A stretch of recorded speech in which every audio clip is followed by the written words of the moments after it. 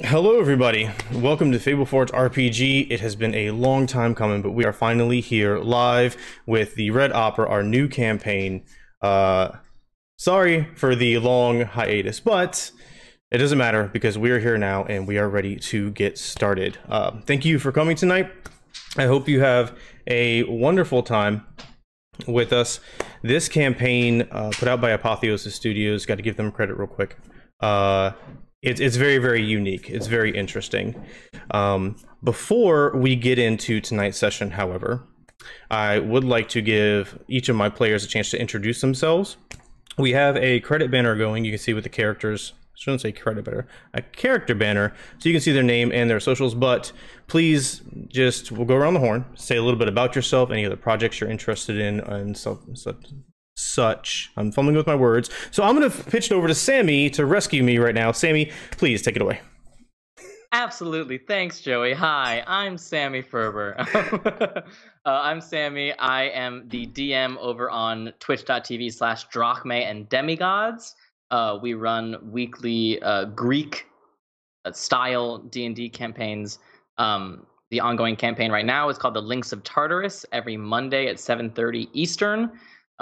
It follows the homebrew race that I created of demigods.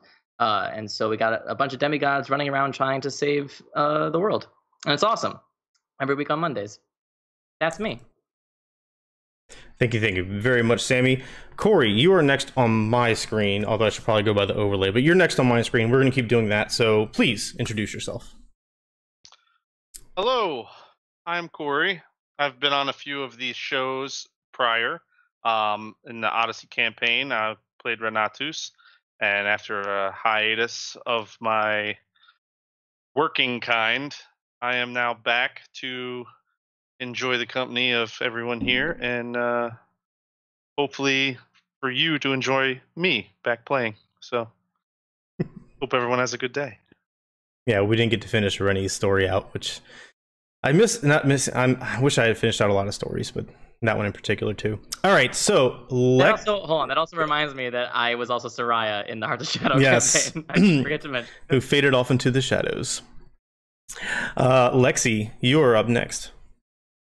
Hi, I'm Lexi. I was Lorelei in Hearts of Shadow. I stream myself on Twitch at Lexi Monster. I play lots of horror games, mainly Dead by Daylight. But that's about it for me. I just stream. All right, Shabesy. Hello, everybody. I'm Shabesy Shark. And that was the worst. I'm so sorry. I also stream on Twitch under the cheesy name that I have already listed. I'm also putting together a small informative community for individuals who identify with any level of plurality in the tabletop RPG world. So I also am creating and finding Identity RPG. I myself am plural, and I'm very excited about this campaign because one of my alters is going to be playing with us. She's going to be role-playing our character. But I was previously in the Hearts of Shadows campaign. I was Elbrian, cheeky little bean. And then in the Odyssey campaign, I came in a little bit later at the last minute, and I also played Fay'lnn, the sweet, innocent, brotherly centaur. He was great. But yeah, that's me for you. Happy to be back. Thank you, Shabes. Josh. Oh, that centaur was anything but. Hey everybody, back again for another wonderful round of Fableforge. Some of you might remember me from the multitude of campaigns we've played, but my most prior one was Lycus the Magnificent. Probably the best character I've ever had the pleasure of playing. Looking forward to having another wonderful time with y'all and having a round with these wonderful people. Can't wait. Thank you, Josh. And quick correction, best character so far. I'll take that. I'll take that. And someone brand new, our very new friend, very warm welcome to Alexis. Please introduce yourself. Hi, I'm Alexis. I'm the new kid on the block. I'm like relatively new to D&D, but we're getting it. We're getting it there. Sammy taught me everything I know, so blame him if I'm no good. And yeah, about it. Thank you, Alexis. And me, Joseph Kahrs. You should know me by now, but if you're new, my name is Joseph Kahrs. I'm the DM, the resident DM ad eternum here at Fableforge. I've been doing this for quite a while. I also have my own Twitch channel, which very rarely gets used, but you can check that out. It's my name with the underscore in the middle. But yeah, I am super excited to start this. I have a lot of high hopes for this campaign, and it's going to be epic. So, without any further ado, one more ado, we are really trying to rebuild the channel. We went on the hiatus, things kind of fell apart, and so we are back. We need your help. Please invite your friends, spread the word, let them know you're here, bring them in, we can all have fun together. It will be wonderful. So thank you so much in advance for doing that. That being said, let us jump in to tonight's first ever episode of the Red Opera. Dun dun dun! I should get some music like that. I really should. I should start doing sound effects. Should get the soundboard, yeah. Yeah, that'd be a thing. That'd be a thing. Okay. So, my friends, the Shadelands is a relatively small yet wondrous region of the otherwise relatively frozen and inhospitable southern continent of Telem. Here, the many planes of existence bend and twist, thinning the veil between them, and infusing powerful magic into the very air and peculiar phenomenon into the world around you. The multicolored auroras covering the entirety of the sky over the Shadelands, always present and always dancing, like a ballet of vibrant waterfalls, or a shifting cascade of 1,000 glorious rainbows, is but one example of that which makes this place so perfectly unique. Due to this conflux of energy, a remarkable city began its humble origins here a mere 30 years ago. It is said a traveling band of arcane mercenaries ventured forth and settled this area, pulled forward beyond determination by some unseen calling. Yonkath, the Dual City, has since flourished in the revelry of arcane ambition, for here, more than anywhere else in the multiverse, warlocks and patrons conduct their strange business. From the furthest reaches of every plane of existence, countless mortals journey forth to win the favor of, forge a pact with, or even rid themselves of a powerful patron.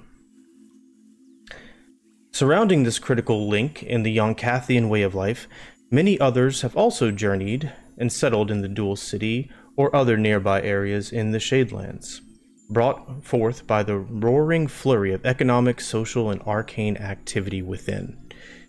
Thus, in a few short decades, what began as a tiny village of militant mercenaries has evolved into an arcane metropolis. You all have gathered here as well, for your own reasons and in your own ways. Your travel may have been pleasant or arduous, quick or delayed, but regardless, you find yourself in precisely the place you wish to be, precisely when you're meant to be there. Or so they whom believe in fate would have you trust. At this current time, your heads are resting comfortably on feathered down pillows, wrapped in thin but warm comforters as you sleep away your weary travels in the hole-in-the-wall inn, a 4-story, light gray stone building, with warm wood, fine mead, and a wide array of spiced foods. It's a favorite of locals and travelers alike.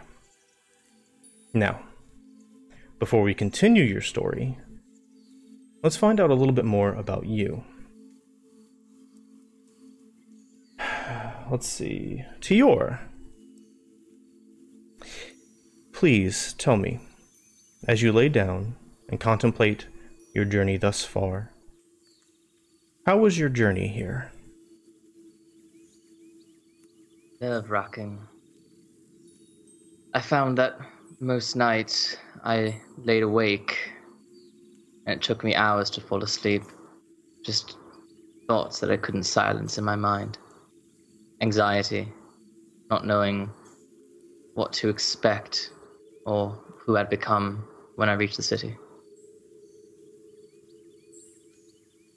And since you have arrived, has this improved or gotten worse? I believe I'm in a state of shock. I have never ventured this far from my home, and this is quite different from the home that I know, but I'm here for a mission, and I will stop at nothing to achieve it. I hope you do achieve it. So, as you arrived at the hole in the wall, you had some time, you met with the innkeeper, you refreshed yourself, maybe engaged with some of the other travelers and locals here at the inn, or maybe you went straight to your bed. Why don't you fill me in on what you did after you arrived? Anything noteworthy or peculiar? Well, the first thing I did was ask the Tavern Keeper some questions. I don't want to spend much longer in the city than necessary, so I would ask any sort of local that I found, starting with the Tavern Keeper, about where it is that I could create some sort of relationship with the patron and with whom. I know that this is what the city is known for, and I want to know exactly what I'll be getting into tomorrow. Okay. Through your discussions with the innkeeper, who was also, by the way, very, very busy, you were told that there are many people who can help you find a patron.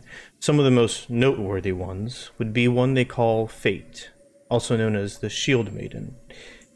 Alternatively, you can visit the Cracked Pact, which is a local establishment, and individuals there typically go to lose a patron, but often when one loses a patron, someone else gains a patron in return. I know that with this information in hand, I would try to find out everything I could about which patrons are particularly popular here. And once I'm in the comfort of our room, I would pull out any books that I have on me and do any sort of quick last-minute research that I can to find out what it is that these patrons represent and their personalities and what it is they like in people that they make pacts with. Okay.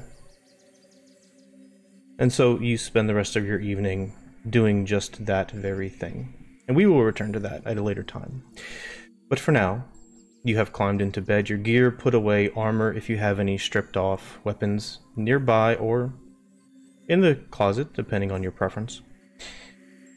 Sleep comes fitfully, but it does come. However, because of your exhaustion or excitement, or maybe just something funny you ate, you dream. You dream vividly. So please tell me what you dream about. I see my mother, back when she was healthy, standing by my father's side, staring at me, and they're so tall, but perhaps I'm so small, with a look of sheer disgust, disappointment, and I can feel myself melting forever. And so it continues. That brings us next to Keatoris. Keatoris, tell me, please, how was your journey here? My journey to Youngcath was quite short, but filled with laughter and music. Anything especially funny or notable happened during your journey? No, just a couple of impromptu, say, music playing for travelers also on the road. Made a few coin on the way. Okay, well, along those lines, let's have the first roll of the campaign. Why don't you give me a performance check? All right.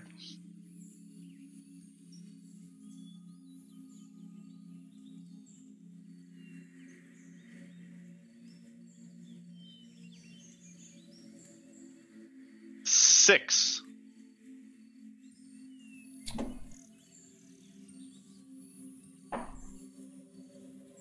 Okay. Well, the travelers you met, although impressed by your musical ability, were also of the less well-off sort. And so you gained a decent amount of copper, the equivalent of 2 silver for your troubles, either in recompense for your entertainment or just as a tip in generosity. Once you arrived in Yonkath, made your way to the inn, how did you spend your evening before coming to rest? I spent it down amongst the people, chatting it up, finding any persons who might needed looked like they needed something else to eat or drink, to spread my good fortune on my travel here. Small chit chat, nothing really more than that. Okay, well, I will say that in exchange for ridding yourself of that 1 silver worth, buying people food and drink, you have earned yourself 1 bit of information from a local that you can call in now or whenever else you choose after this. Awesome. So, your evening concluded, the weariness of travel settling in. Same for you. You dream as well. What do you dream about? I'm dreaming I'm standing in front of the orphanage, and it's rebuilt, grand opening, and the children that reside there are all smiling and waving at me. This is a good dream.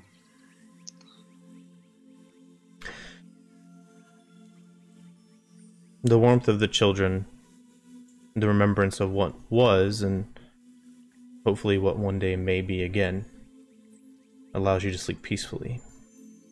For now, at least. Vav'nye, how was your journey?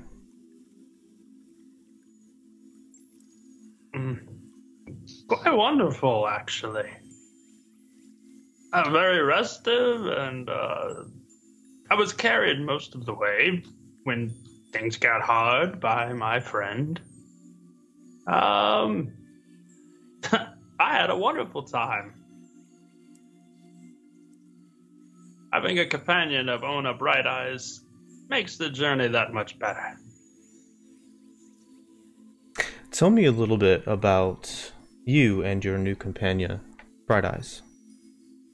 Oh, I come from far, far away, the Yanti Empire, not really known in these realms. Most of my life, so 70 years from birth to now, has been in their service. But I grow weary, and my use to them has fallen off. So I search for something better. I got swept up in ill tidings, if you will, and made a horrible contract with a patron I don't care for. But I was desperate. But good thing is I met Bright Eyes over there. A good friend. First friend, really. What do you and your friend do? Well, more specifically you. We'll get to Onah. But what do you do at the inn this evening before you go to rest? I pull up a bucket of water and cool my feet. That's for damn sure. I eat, I sleep, I drink. And then I just think about what can happen. What could go right? What can go wrong? Ultimately, what do I want? And if I get it, what in God's name do I do then? As you spent a bit of time eating and drinking and resting in the tavern area of the inn, you made an acquaintance, someone who sat down at the table next to you in an open seat without even really asking, and you could tell that he was quite inebriated. A somewhat elderly, dwarvish fellow. He seemed to be drinking because he was saddened.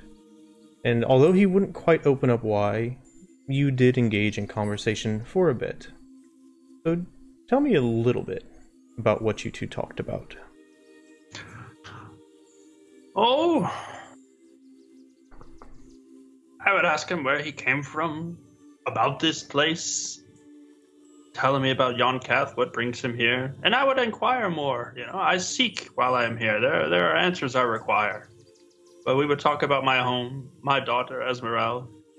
We would discuss the good times and bad, and how the world passes us old-timers by, as it were. Although he's lived far more lifetimes than I have.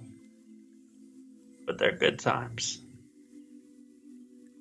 Well, in parting, your newfound friend informs you, as you head upstairs to rest, that he will be on the lookout for you in the tavern and elsewhere in Yonkath, and if you ever need anything of assistance locally, you can look him up. Most know where to find him. He has a reputation of sorts, and his name is Rian.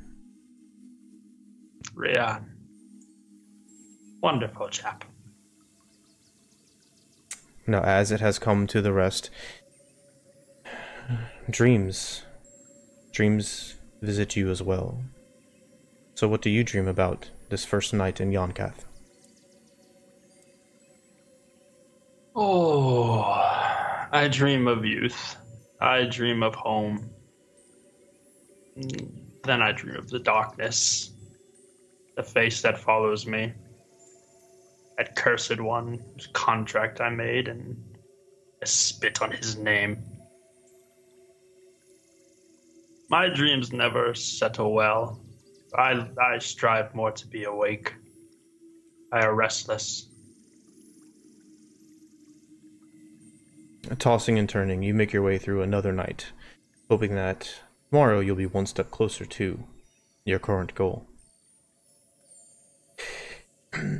Mihra, friend, how was your journey to Yonkath? My journey was unexpected. I thought I would have done the journey alone, escaping some of the things from my past, but I can't seem to avoid my present. My new associate has made me very conflicted about what I've been so focused on escaping, and I don't know if I should continue using his skills to my advantage or actually help others, because there seems to be some luck in that. So, this new associate who you don't know how to feel, tell me about them. He seems to just be extremely lucky.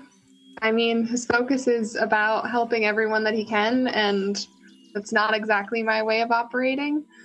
So it seems to be working out for him, but nothing has really worked out for me in the past. So I don't really know if I should adjust myself based off of meeting him or just take advantage of him because he seems also pretty naive. Well, I am sure the future will prove one way or another. For sure. So how about you? When you arrived at the hole in the wall, how did the rest of your evening go before you went to slumber? I just spend most of my time by myself, centering myself, thinking about how the journey has gone so far, but there's this annoying tune stuck in my head from the trip that I can't seem to get out of my head. So I just drink a little bit more than I probably should in hopes of just getting it out.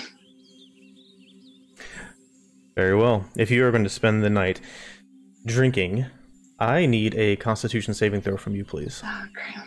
Should have known that was coming. Of course, we have to roll. We have to roll. And I did not roll well, so that's good. I got a good 9. A 9. Okay. Tell me, how many drinks did you have? I would say probably 4.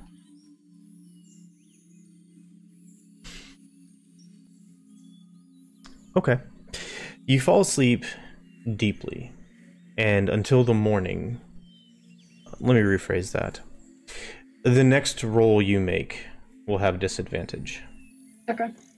Okay. All right. So, let's see. We have Onah and Fay'lnn left. Onah, I'm sure you have a story to tell. How was your journey here? Did Mihra dream? Oh, thank you. Thank you. I don't I know. wasn't sure if I didn't dream because I was drunk. No, that's not it at all. That is not it at all. Okay. I got distracted by thinking about drinking. So, you did dream. You Don't did we dream. all? Very, very much. Yes, we do. Please tell me about your dream. So my dream starts with like images of my childhood, super warm, easy, when things were like really good in my life. I see people from my home. I feel like very whole. And then I quickly flash to the last few years and some of like the darkness that has consumed my life and like thoughts that I'm tortured by. But then I really like all of a sudden start hearing that song that was stuck in my head really faintly, but then it gets a lot stronger towards the end. But I don't wake up suddenly because I'm very drunk. So just kind of cuts off there. Okay. Well, thankfully, you don't wake up repeatedly because of this song due to the intoxication. But maybe let's not try to make that a habit. Now, I apologize. Onah, please, your story. How's your journey so far? Well, our journey was pretty good. Got to travel with a friend. He enjoys when I cook fish. And that's something that I was very commonly doing back home. So it was very nice that someone would eat fish with me. It wasn't too bad. Walking wasn't bad. My friend needed help occasionally, but I didn't mind too much.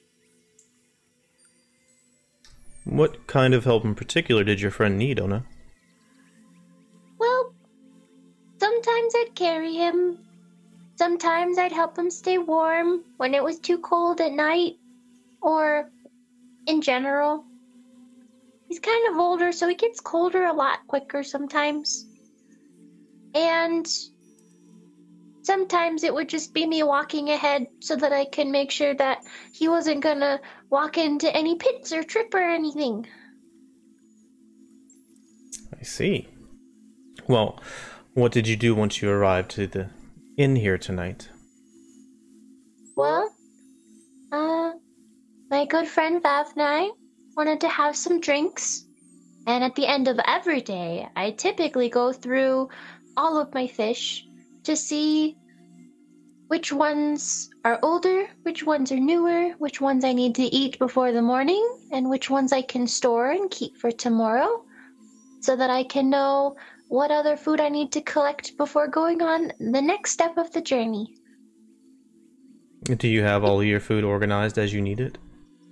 Oh yes, definitely. I have it in a very specific order. Back home, we organize our fish in very specific ways, so they're all very organized, just like my parents taught me. Okay. Well, do me a favor and give me a perception check. Why? Uncomfy. That's an 18 for perception. Okay. Well, as you are checking in to the inn, see what I did there? You notice a relatively young, kind of small-framed, not quite boy, not quite man, seem to be attempting to pilfer some fish from your bag. You see him doing this. Do you do anything? Well, I'll see that he probably looks hungry and think, well, I'm hungry all the time, and my fish is pretty delicious because I cook it the Calden kind way. Only way you know how. So I'll give him 3 of my best fish. And he appreciates it very much and leaves you with a smile and a wink. So, your business down in the... Your business concluded. You go to rest in a relatively small bed, but big enough for you. What do you dream about? Well, I'll probably dream about wintertime back home when we have the really big winter festival and Mother and Father go about all of the preparations needed for the big ceremony. We have a giant ritual, we have big offerings and gatherings, and it's a very wonderful, white, wintry, but warm and glowy holiday. It's one of my favorites. And I'll probably think of the next one coming up and me spending it with both my parents, having found a more connection to my more magical roots, and my best friend. That sounds lovely. So, thank you for that, Onah. And last but certainly not least, Fay'lnn, how was your journey here? My journey was exciting, actually. I have not often left the city that I grew up in, so it was exciting to experience a new path, especially a new path with my older brother accompanying me. Okay. Did anything seem exceptional? Good, bad, peculiar? Something you would remember along your journey here?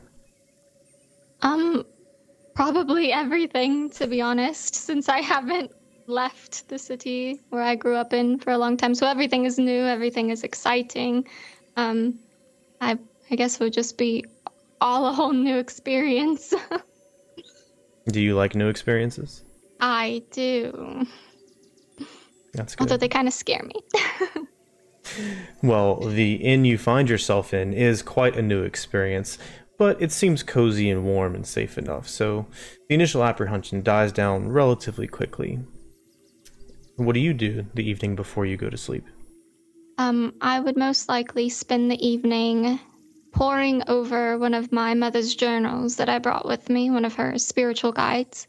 I would read it over, most likely, make my own little notes and additions from what I've been learning so far on my own after what happened.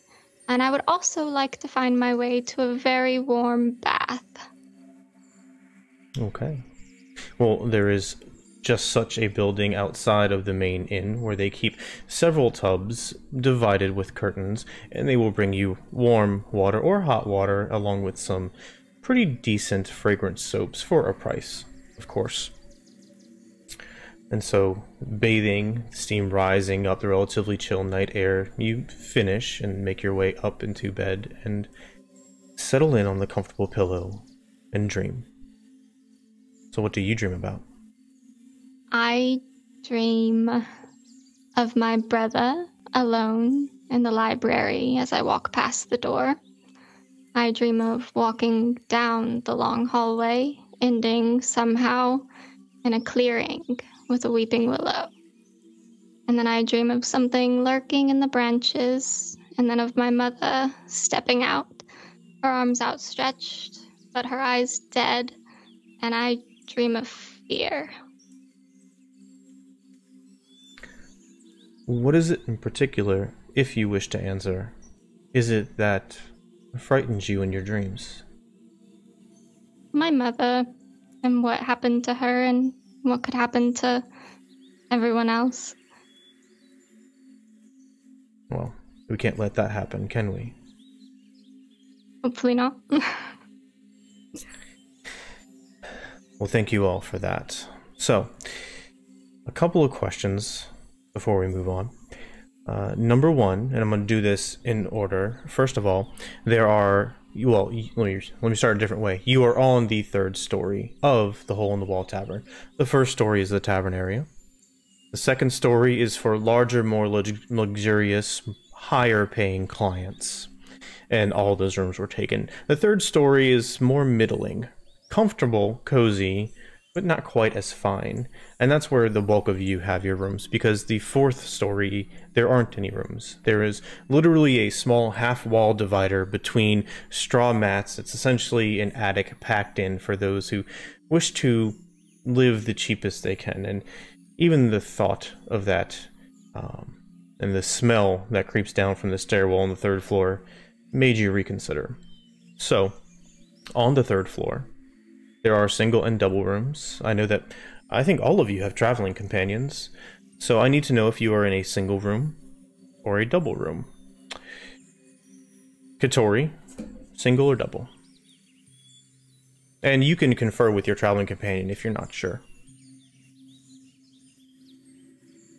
You're muted. Yes, I'm pretty sure she would want her space. I think there would be a single room for both of us. Yeah, I agree. Okay, so Keatoris and Mihra are in single rooms. Vav'nye, single, double?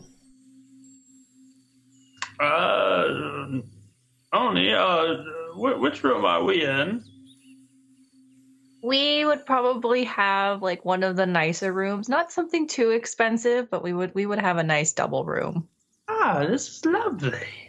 Oh, I'll sleep on the floor. You can take both the beds.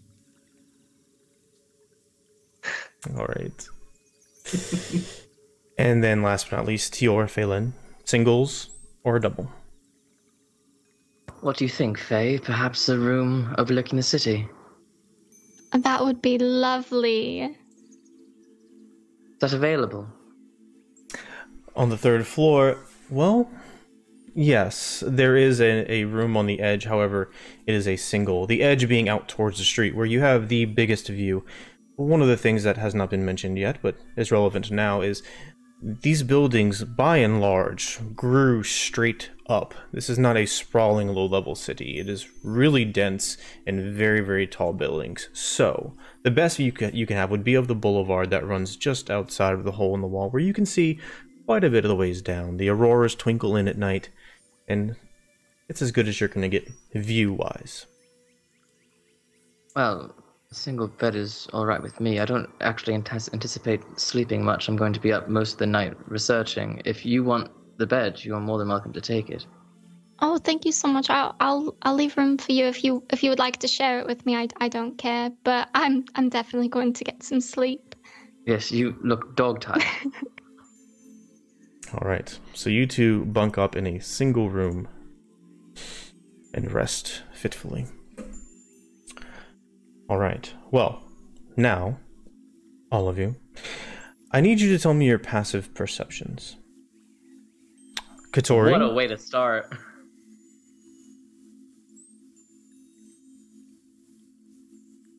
Mute. There you go. We're getting there. I know. New habits. 12 for me. Okay. Vav'nye? 11. Tior? 10. Come on, guys. Complete the pattern. Mihra? 10. Onah? Sorry. 10. And Fay'lnn? 11. Okay. Now, I need everybody to give me a perception check. Here we go. And this will be with disadvantage, Alexis. I'm sorry, Mihra. Good, because I already rolled a 5, so ideal. So did I. Oh, twins. That's a 7 for Onah. Okay. A 5 for Tior. Okay. I got a 17 for Fay'lnn. Okay. I got a solid 5. I would like it to be known that I did roll a 20 on my second roll, so disadvantage stinks. That's okay. It's gone now. It's gone. Vav'nye, was that a 2? Got a 2. I rolled a 1, but I have It's a gone, +1. just like that 20. Oh, there you go. All right, I and got a 7. a 7. All right. So, Fay'lnn. Here in the room. Oh, this part this beginning part applies to all of you. Here in these rooms, you see that the beds are rather large. There's a nice rug on the floor, a small table, and a closet where you can store your equipment and clothing. On the table next to the bed, there is a candle, which you have all put out, unless you like to sleep with the candle on, which is fine. And there's also a small totem of sorts. It appears to be a sitting figure with a large rotund belly, but his arms crossed across his chest, and his head is that of a goat. If you pick it up and look at it, it is metallic in nature, and the bottom has an inscription of wishing good luck. So you all see this totem because of your passive perception. You've all since gone to sleep. You are dreaming. Fay'lnn, during your dream, however, you are awoken by the sound of a sudden crack. Not loud, relatively quiet, but enough to stir you. Perhaps because you're so scared of new experiences, you were a little bit more on edge than you thought. Glancing around the room, you see the totem next to you has cracked, and the top half has split open just a bit, with a small piece of the metal from the head falling onto the table. Your brother is still sleeping, and you hear no sounds anywhere else, except for a very quiet bit of sound coming from the first floor. You do see Tior's sleeping body is right under the window with his head stuck to a book. I will sit up quietly. I don't want to wake my brother up unnecessarily. And I will look and see if the totem is hollow, perhaps. See if there's anything inside that might have broken it open. Okay. Reaching over, you gingerly pick up the totem, careful not to cut yourself, and you bring it close enough to see and angle it towards the candlelight. And the darkness within stirs. You see the light becomes reflected almost, as something small moves about inside. Mere seconds later, a thin, fluid, viscous tendril slides out and starts to worm its way down the side of the totem towards your hand. Appears to be some type of creature. Oh, I'm gonna call out to Tio quietly and be like, Tio, wake up! There's someone here to visit us. I'm gonna, like... I wasn't asleep. What? I'm sure you won't, brother. Come over here. Look, it's a friend? And I'll, like, reach out and I wanna be like, what if I touched it? No. Let me. I'll reach out. I'll go back to where my book was and I'll pull out my sword. And I'll just gently, with the blunt end of the sword, just sort of poke it. Okay, you take the hilt of your sword and tap it a little bit, push it a little bit. It reacts, it worms away from it, and slithers back a little bit, and then starts kind of feeling around, and starts to slide upon your sword and work its way up the hilt. Does it seem at all aggressive, or is it more curious? It doesn't seem aggressive. It does seem to be traveling away from the totem. It's kind of hard to tell. I mean, it's very much like this really dark, disgusting, and now that it's all the way unwound from within this totem, probably a good 7-8 inches long. Peculiar worm. Do you have any idea what this is, Fay'lnn? I can think and see if I might have read about it in one of parents' journals, but off the top of my head, it doesn't seem familiar. It seems to want to touch something, though. I don't know if that would be the smartest idea. It gets about halfway up the blade of the sword, and then leaps at your face, Tior. I need a dexterity saving throw. Oh, god damn it. Patrons be damned. That's an 8. An 8. It sticks on your face and rapidly, much faster than it was moving before, worms its way up and tries to attack or get into your eyeball. Fay'lnn, are you doing anything? I am reaching out with my dagger, and I am going to try to yank it off and cut its little tentacle arms. Okay, give me a dexterity check. Oh, Lord. Oh, that's not bad. That's not bad. Dexterity 15. 15. Okay, so you reach out with your dagger and quickly flick it away and pull it away from his face. It hits the wall and scurries down a little bit. You have a quick second to react as you see it is now fleeing you and attempting to go into a crack in the floor. I would like to try to scoop it back into the thing. Into the whatever it's called, the totem. That would be a grapple check. So give me this can be, because it's so small and requires dexterity of fingers, you can use athletics or acrobatics, your choice. What are you doing, Tior? I was flipping my sword around and I'm going to stab it, but I'll wait until I see how this plays out. Okay. Recovering, wiping off the residual goo. I got a 14 for acrobatics. Okay, so you dive forward. You're able to grab it, but it slips out of your hand and plops on the ground. It is now a mere inches away from the crack. Make an attack roll, Tior. That's my first good roll. Dirty 20.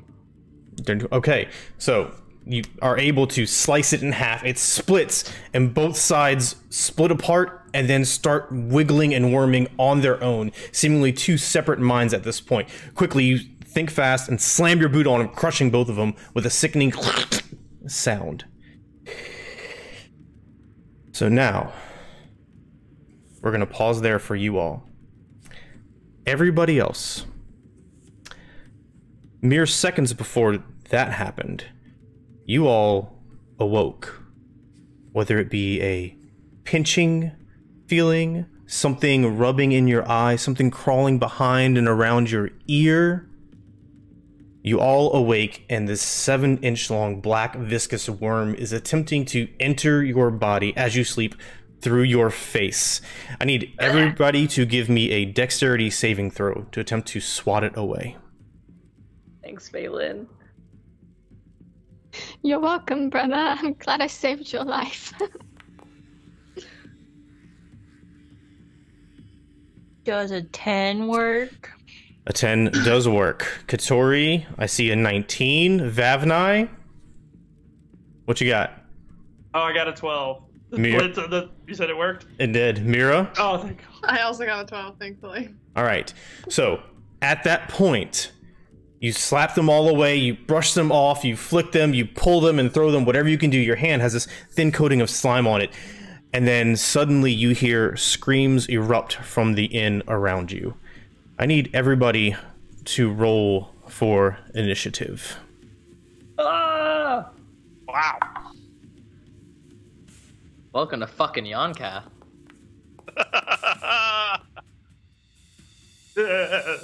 I got a 19 for Fay'lnn. Well, I feel like I got a 3.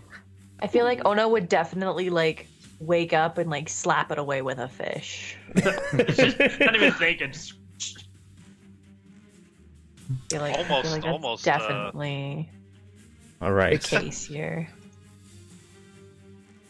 So, we got our initiative. Let's see. Vav'nye has 17. Keatoris rolled an 11. I need to roll initiative real quick.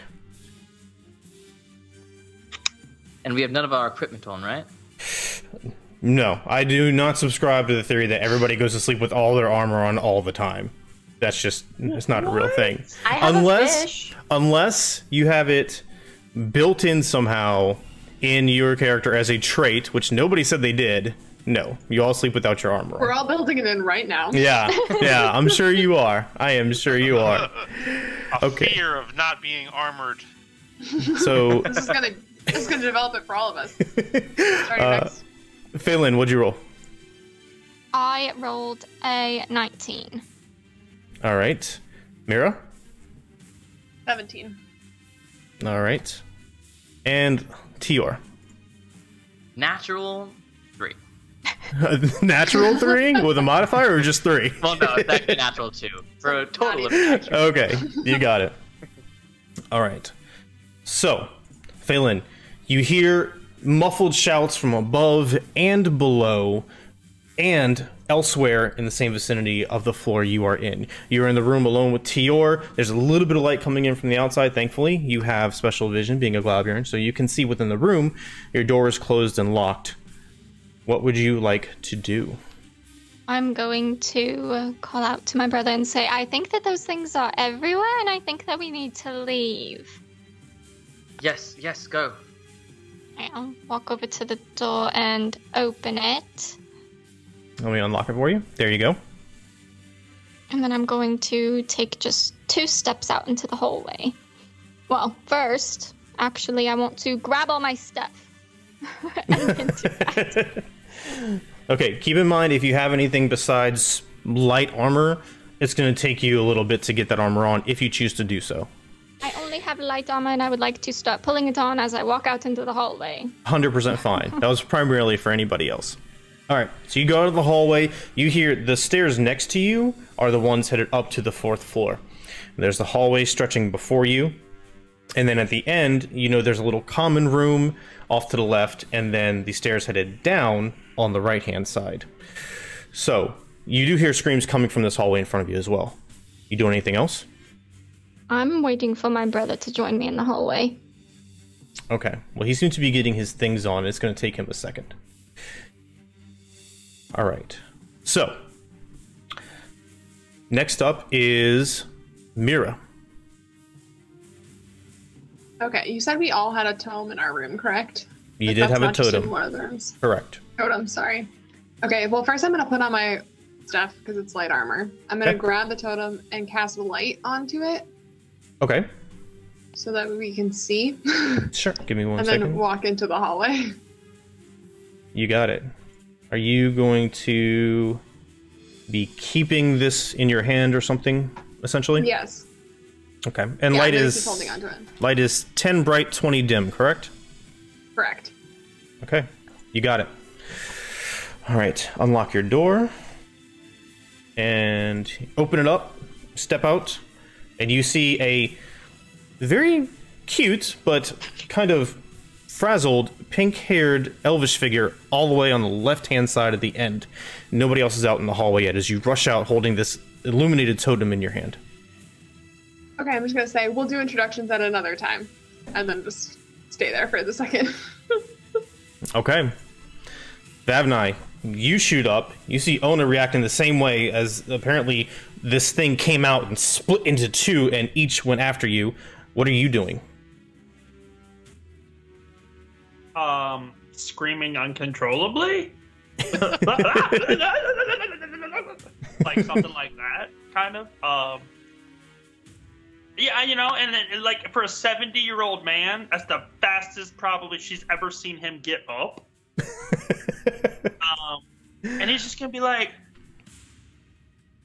just look at it. Look, oh, look. You know, like pure shock. I'm gonna like start to put on my armor because I hear all the screams and shouts, but also I want to cast Animal Friendship and see if I can talk to this thing. Like, well, hello. Where'd you come from? Hi there. Oh, it's trying to stab me in the face. Okay. You cast Animal Friendship, attempt to communicate with this thing. And yeah, everybody who did not kill your worm, it is still alive in your room, by the way. The only one that I'm tracking is dead so far is one in Tior and Fay'lnn's room. So you attempt to communicate this thing, casting this spell, but it does not seem to either want to or able to communicate back with you. Oh no, I believe it's time to leave now. Let's go. All right. So you're going to head out, or is you standing there waiting I'm on gonna them? grab all my stuff and wait at the door for her while keeping an eye on it. Like, I got my staff, I will smack the shit out of this thing. Okay, you got it. Keatoris, what are you doing? I'm gonna kill it. All right. Before I do anything, I'm not even gonna worry about armor and all that right now. This thing is needs to go away. So I'm gonna smush it. Okay, give me an attack roll. This would use your strength modifier because it's an unarmed strike, by the way. Right.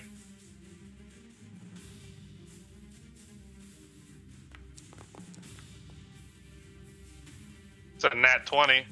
Nat 20. All right. So very quickly, you kind of hop up and with both feet, boom, you hear the wooden bend beneath your feet as it splat and squishes out in several different directions. This kind of almost purplish, gooish spot now on the floor and the bottom of your feet since you just jumped out of bed. What else are you doing? That was your action. What else are you doing? Now I will put on my stuff. Okay. And unlock the door and move out. I don't know. I'm still in the same room as. I thought I was in a different room. That's all. Yes, that is accurate. I'm gonna shift you up one. Boop. There you go. All right, thank you. And I can see in dim because of tabaxi. Okay. So just so you're tracking that. Yep, got you, man. Yep. So killed it and out here. All right, you jump out. You see Mihra to your right, purple-haired elf on the left. People screaming all around you. Onah, what are you doing?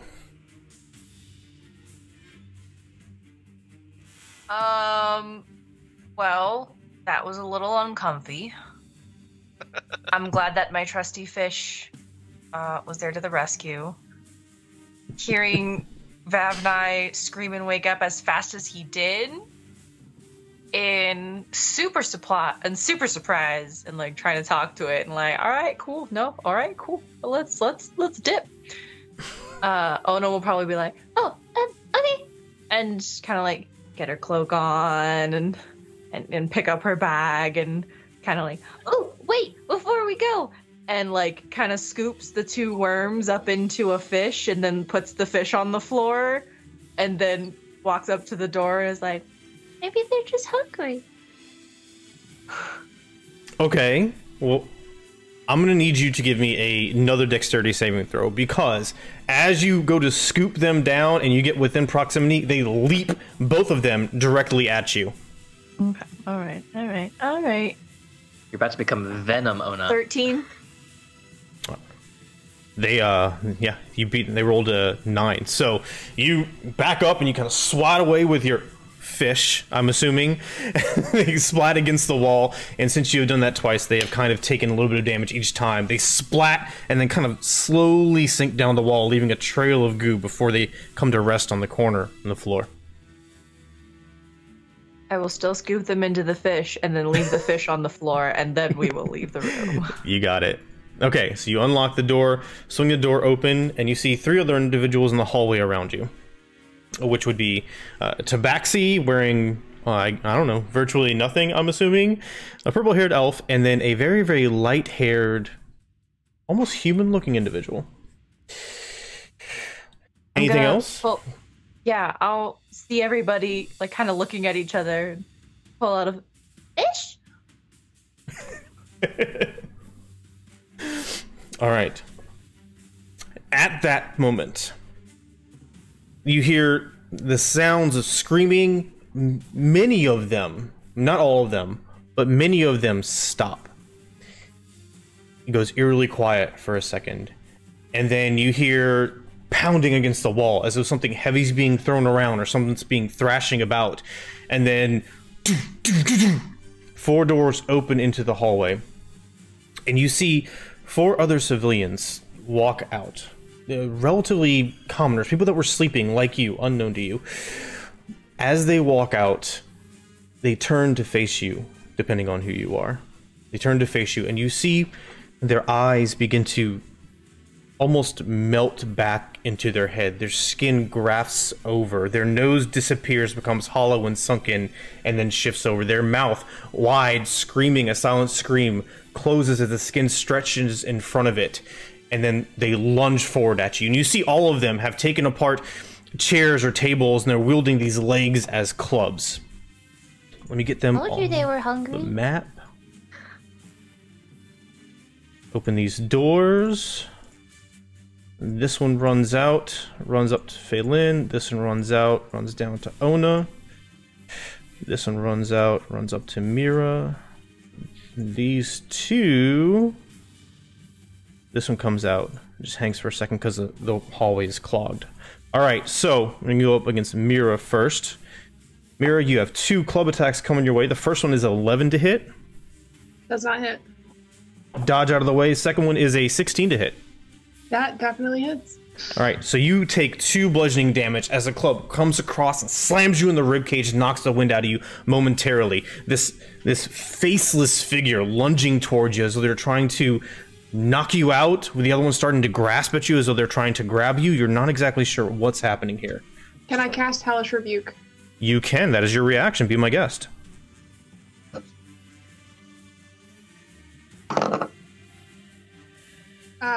18. Oh no, they have to do a dex save. Okay. Dexterity saving throw. 13. 13 is what they needed. Okay, so they barely back up as this flare of arcane flame shoots up in front of them and fire glows in your eyes. Alright. So... Okay, they still take half damage, so I'm gonna still roll for damage. Just Go for it. 100%. Yeah, please let me know. I cannot keep up with y'all's abilities. I apologize. I figured. Alright, 7 points of damage. 7 points of damage? Fire damage. That's enough. He backs up, lunging backward, but he hits the wall with nowhere to go. You extend the flames forward and coat his skin. They start to melt away for real this time before it crumples, smoldering and cindering to the floor. Alright, so... Onah, that is a... Ooh, that's a good roll. Sorry. That's going to be a 21 to hit for 2 bludgeoning damage as well as you get hit with a club. Is there anything you're doing, or you just taking that? Can't remember who has reactions. I do not have any reaction spells, so that is just I just had to take it. Ow! Okay. You see, it's like he's almost trying to talk. The chin is moving, but obviously no sound is escaping. Fay'lnn, I rolled a 21 against you as well. Could I take a reaction to shove a fish in his mouth? Well, it doesn't have a mouth, but you can shove it in its face, sure. It swats it away with the club. But he has been fish-faced. So that's 2 bludgeoning damage to you as well, Fay'lnn, for that 21. I would like to also Hellish Rebuke. Oh, okay. It's, I need a dex save. Dex save of 12. That's an 18. Rude. Okay. I apologize. Let me do the half damage though. Okay. What is that? 2d10. Oh, that's not bad. That is 9 plus 7. 16 damage. Actually, that'd be total, and then half of that would be 8. Okay. So this bulkier individual takes a blast as you extend it out towards him, chars the right side of his body, and his face starts to peel away and melt a little bit, but he's still on his feet, still coming after you. Alright, let me adjust something real quick there. And Tior, you are up next. Alright, I'm frantically putting on my armor and grabbing my shield and just yelling as I'm doing it. It's alright! They can be squished! You're perfectly safe! And I will rush out and go, maybe not. Stand back, Fay'lnn, and I will stab at the thing in front of her. Okay, go for it. Natural 19, I'm sure that's going to hit. That hits. Alright. That will do... Aim for the eyeball. What used to be eyeballs. 9 points of necrotic damage as the sword slices across its belly. Okay, yep, that's plenty. Necrotic damage slices out, the skin kind of peels back underneath the shirt where you tore through. This blackish decomposition-like effect rapidly occurring as he keels over weakly, falling to the knees before sloughing off to the side. Anything else, Am I still dreaming? That's my turn. All right, we're back at the top of the order. At this point, you see the hallway is rapidly getting crowded with a bunch of people you don't know, Fay'lnn. You hear above you and below you, the shouts have all but stopped. You do hear heavy footprints, not running, but kind of steadily walking above you. What are you doing?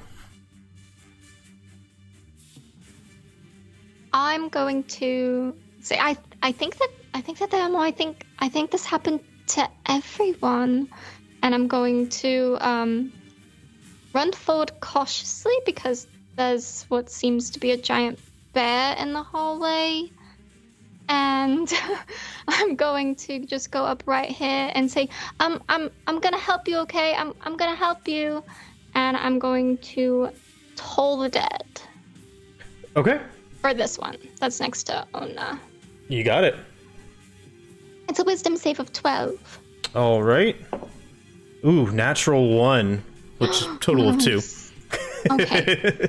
Was that one damaged? I can't remember. I don't believe so. Did I forget something? Okay. Okay. I was just making sure. Only figuratively, because it got hit with a fish. That's true. Oh. It took insult damage. Insult damage, okay. All right, that's The opposite of inspiration. 7 points of necrotic damage. As loud bells fill the air. I wince a little bit at my own spell. All right. The sounds pierce air. It's too early.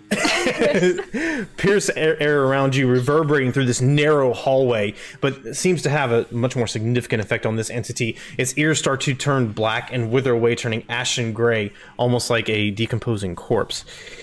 He is obviously off kilter now. He's rocking back and forth. He's wielding that club very unsteadily and lashing around wildly.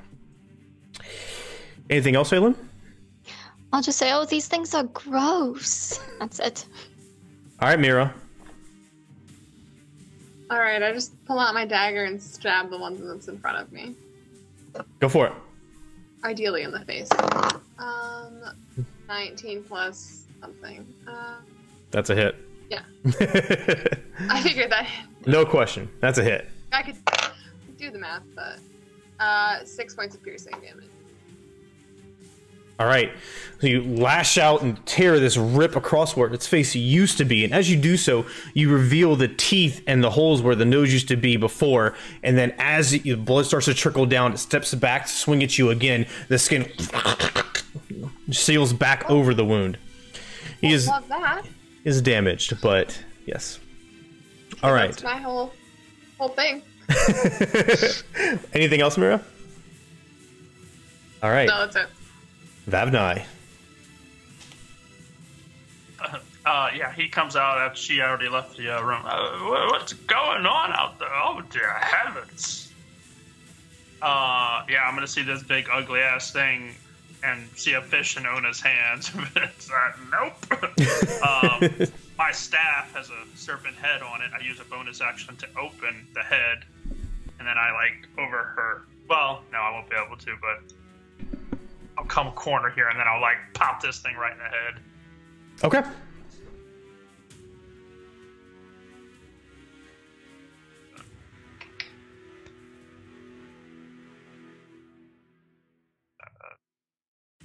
Oh my gosh, where's my stuff? I'm so sad. Oh, there it is. Okay. 15 to hit. 15 hits. All right. 6 damage. Okay. And is he still alive? No. Oh, okay. Yeah, just pop him right in the head and be like, oh, what is that? All right, you hear the sound of its skull cracking and caves in as it slams against the wall and slides down beneath. You get a sense that... You get a sense that... You get a sense that as though it was not of its own mind, because as you hit it in the head, it slams against the wall and sinks down. The head kind of moves up as life is fading. The head kind of moves up, and although you can't see the face, it cocks its head a little bit to the side, almost as though pleading in a way, before its chin drops and it falls unconscious, dead. Anything else? Mute. Yeah, I run. So let's see. I was here at 5, 10, right? 15, 20, 25, 30. I get to the stairwell. Okay. That's it. You got it. Keatoris.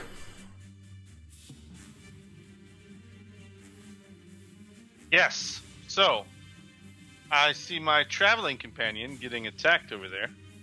Indeed. I will draw the longsword and come and hack. Go for it.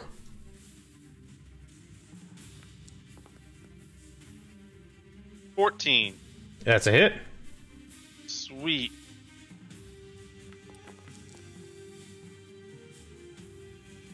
That's 5.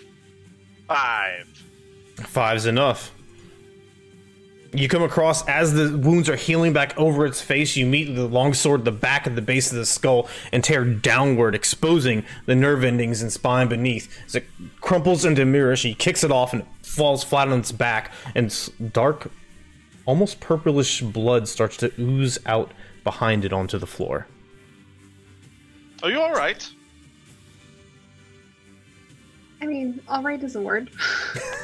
That it is. Alright.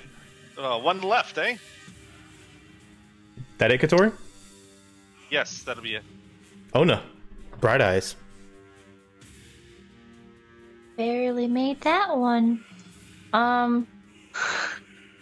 But Tish.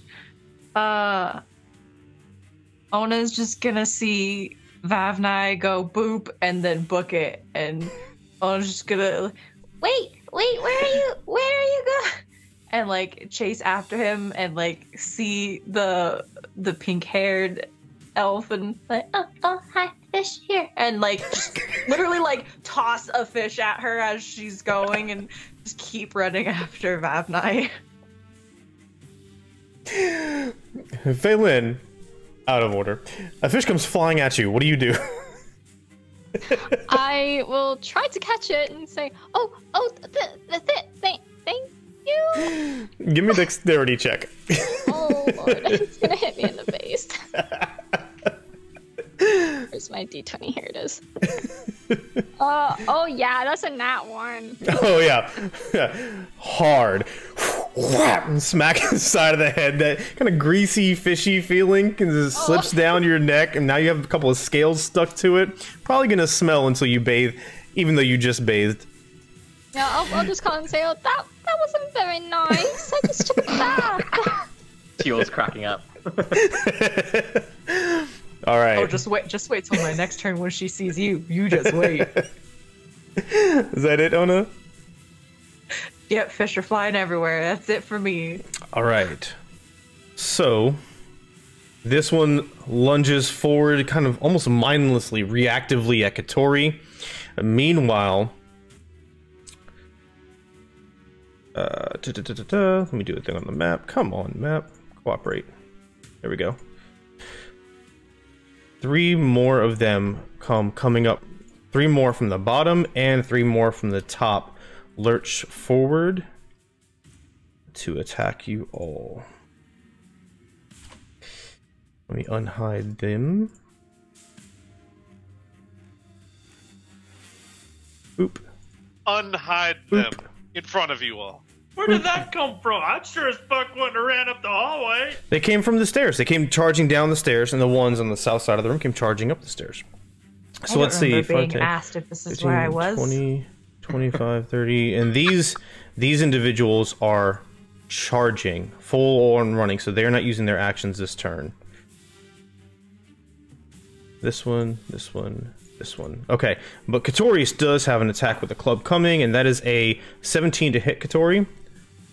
Yeah, that hits. All right, 2 damage. The club, whack, comes across the shoulder. The same arm you used to use the longsword to take out its friend? Oh, good term. Okay, Tior, you're up. What are you doing? Keep them bottlenecked, and I will lash out at the one north of me. Go for it. That is an 18. That's a hit. That's going to be 10 points of necrotic. That is just enough. Slam into the chest, it penetrates in about a good 6 or 7 inches, and then that black decomposing energy spreads out from the middle, rapidly up the neck and through the face. Apparently you punctured its heart, and you kick it off against the wall, and it kind of sticks there for a moment before coming about halfway down and resting. And then I will action surge, whip around, and strike the one on my right. Nice. That's an 8. 8 hits. Gotta love level 2. That is 8 points of necrotic. Okay, not quite enough. This one in the belly, you see it starts to spread up the side. As you pull the sword away, it takes the clothing with it, and it starts to get hobbled on that side and kind of weak. It's still up, though. Alright. I will counter down in order to better protect Fay'lnn, and that is my turn. Alright, you got it. Fay'lnn, you're up.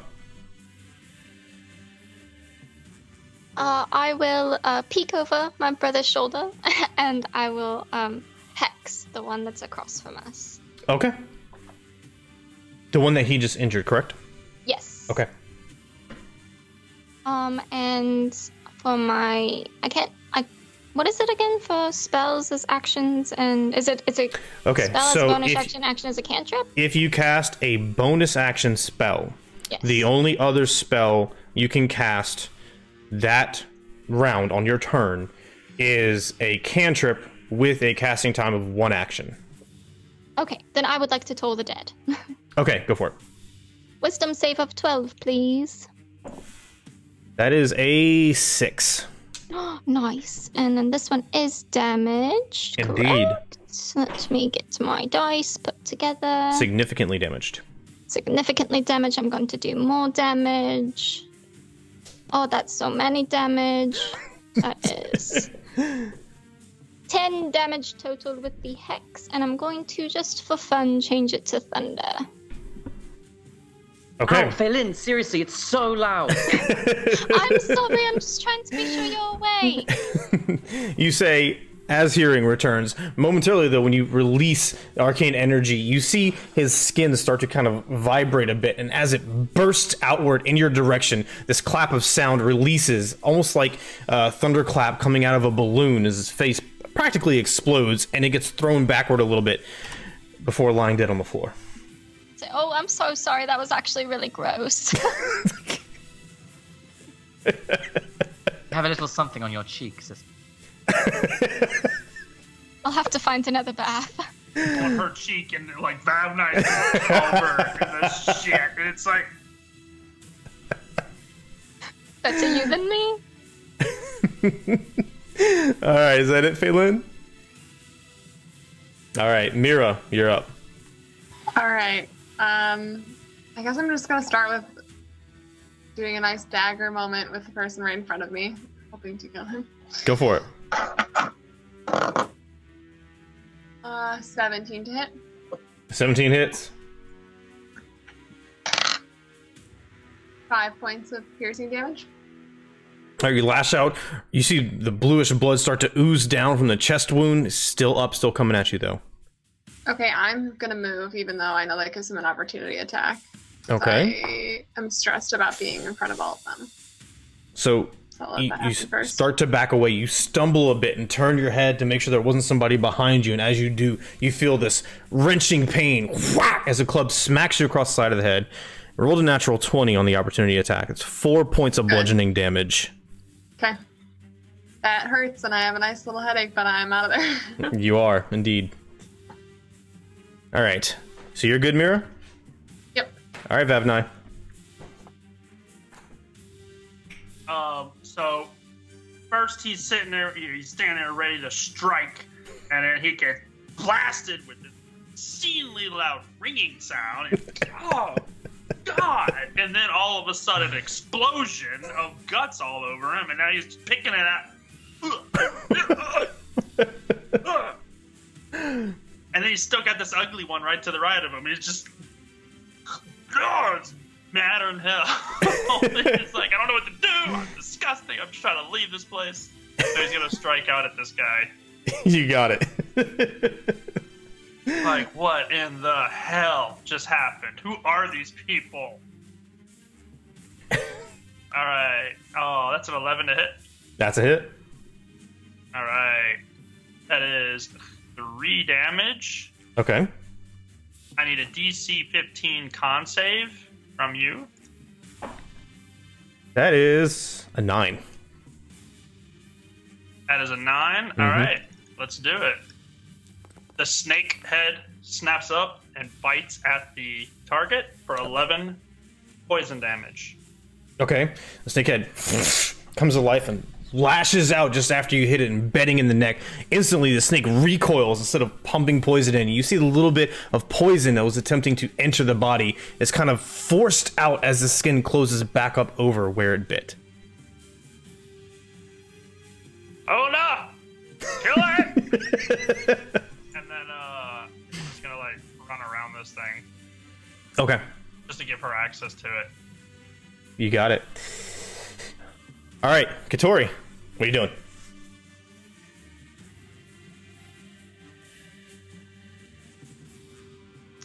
Yes, unmuted now. Yes. So I would like to, now that people are away from me, and she moved away, which was awesome, Mihra, I would like to cast Thunder Wave. Okay. And that's a 15-foot cube centered around me. And it's a 13 con save for all of them. Okay. So, do you know, are you using Foundry or D&D Beyond to do your stuff? D&D Beyond. Okay. But I know there's a way to link them to where it would be on the character sheet and I could do it in Foundry. I just don't know, since the last time we played, how to overwrite what's already there. Yeah, no, you're good. Give me 1 second. I'll take like 5 more seconds for this to update, and then I'll drop you a template on there so you can tell me exactly where it's going. Although, you should be fine. Alright, so that is doing its thing.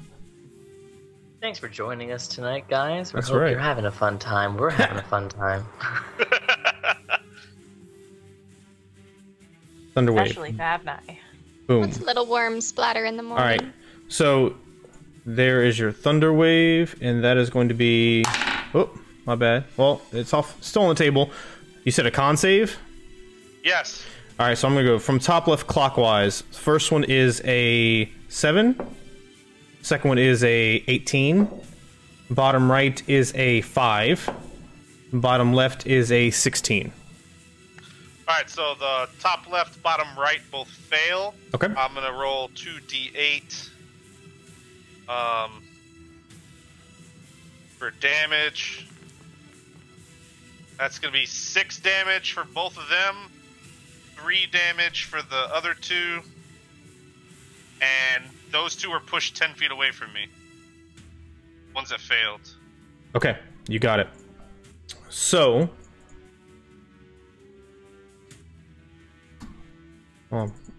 modifying their hit points real quick. Boom, got it. All right, so the one immediately off to your right, it gets slammed back as this huge dome of thunder energy shoots out. It hits the one behind it, and as it does so, its neck makes a sickening pop as it kind of spins away half round, and it dies.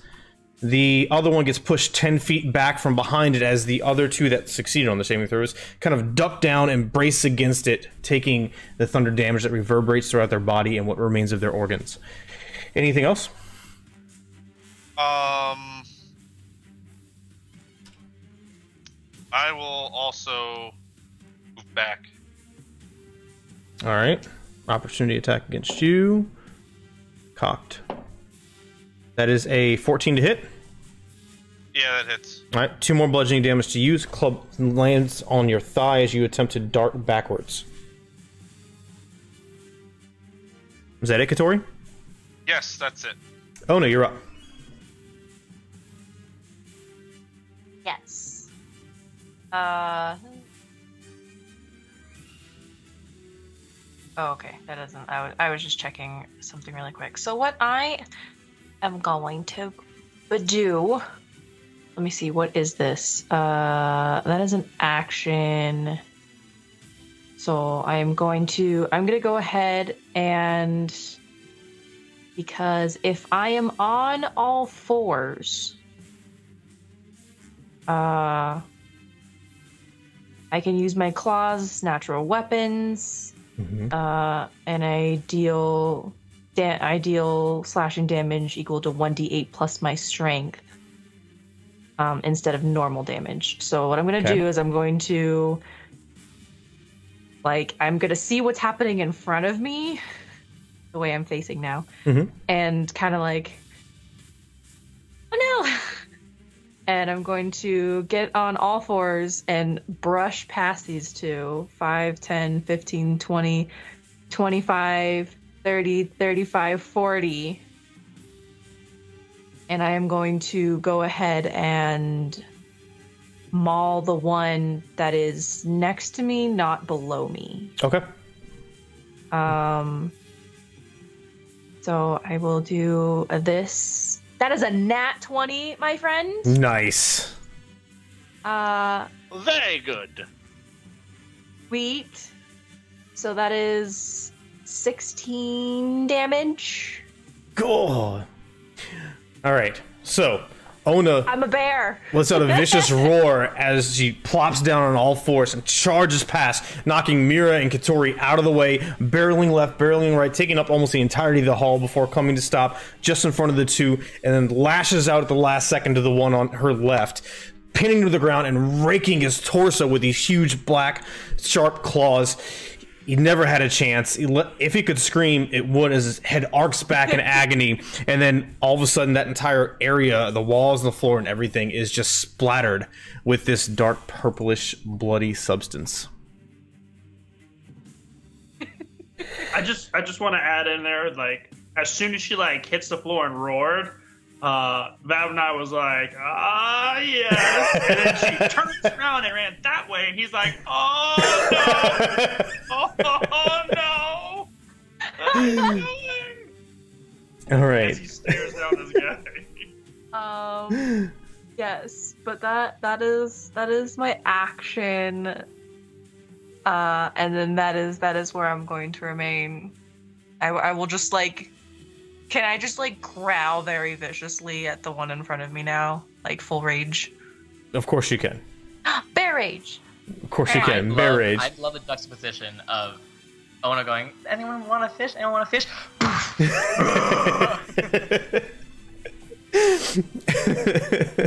Alright, Onah. Bear rage activated. Alright, so these two, they recoil a bit by you, Onah. They recoil a bit, and then their head kind of pops and snaps. You can hear their neck crack, and then they lunge at you. 2 attacks against you. A natural 1 and a 6. I'm pretty sure your bear hide can manage that. Vav'nye, you're right next to this other one. That's a 16 to hit. Yep. Okay. 2 bludgeoning damage to you as the club comes across, slams into your back. My back. Yep. There's another one? No, see, so here's the thing. Here's D&D, right? And this is for everybody watching who doesn't normally watch D&D. The idea is, first of all, everything is happening at once. Second of all, you're in a 5-foot square, but you are constantly moving around and attacking and whirling and shouting in that 5-foot square. So, when you turn to the side, it slammed you in your back when you were looking at Onah. That happens. All right, Tior, in your 5-foot square, what are you doing? Well, first I'm going to look around 360 degrees. Okay, you're good. Then, I will see this one attacking this old man, and I will go forward and stab it through the heart. Go for it. That is a 9. 9 hits. Which will do 10 points of necrotic. That's enough. All right, you slash across its back and rake down to come across the other way sideways as the back kind of peels open as it like falls into Vav'nye, pushes it off with the staff, and it kind of just crumples in place, legs going cockeyed and arms splayed out to the sides. Do I hear more sets of footsteps from above? You do not. Great. I will say, stairs may be clear, and use the rest of my movement, 10, 15, 20, 25, 30, to get there. That's my turn. You got it. All right, Fay'lnn. Okay, I'm going to watch my brother run into danger and sigh. And transfer, since that other one died, I'm going to transfer my hex to this one down next to the bear that's screaming at people. Okay. And I'm going to chill touch. All right, go for it. All right. Let me see. That is a spell attack. So where's my d20? That is a 12 to hit. That's a hit. All right, so that is going to be 1d8 and 1d6. That is 4 total necrotic damage, and a skeletal ghost-like hand that just has claws, no fingers, just ends in claws, reaches up out of the ground and grips him by the ankle. It grabs the ankle. It starts to come back towards that rabid bear, mauling its friends, and can't seem to move. It looks down with its eyeless face, and then you see its legs starts to kind of shrivel up and get smaller, the muscles themselves decomposing before it crumples down, and the hand works its way up, continuing all over its body, decomposing it as it goes. What else you got? That's going to be it. I'm going to stay where I am. All right, Mihra. All right, I'm going to move up to here. Do I want to do that? Yeah, why not? And stab the guy in front of Onah. Go for it. So confident in that decision. That's a 12 to hit. That's a hit. And that is 6 points of piercing damage. All right, so this one still trying to engage with the bear. You see the skeletal hand come up and rip the random one in front of you as you charge through and hop over it and jam out with your dagger. Slams into the side of its skull. You rip it free. It gets torn around to the side, tumbles over, and rolls a bit on the floor before lying arms open, legs open, still. You do hear, Mihra, you do hear no more screaming and no more of these soft flesh on wood type footsteps. But coming up ahead in the hallway in front of you on the stairs, you hear these kind of slow, heavy, plodding, metallic footsteps. Stunk, stunk, stunk. It's the boss fight. The first thing to come into view is this long, obsidian-bladed head of a halberd stretched out a bit. And coming into view following, you see dark gray, almost like dark slate gray metallic armor, long scarlet trappings on the shoulders and the cloak, with a thick, dark metal skull.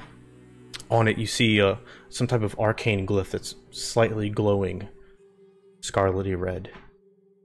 And looks left and looks down, brings the halberd up in your direction, and says, "Don't move." And that's where we're going to take our break.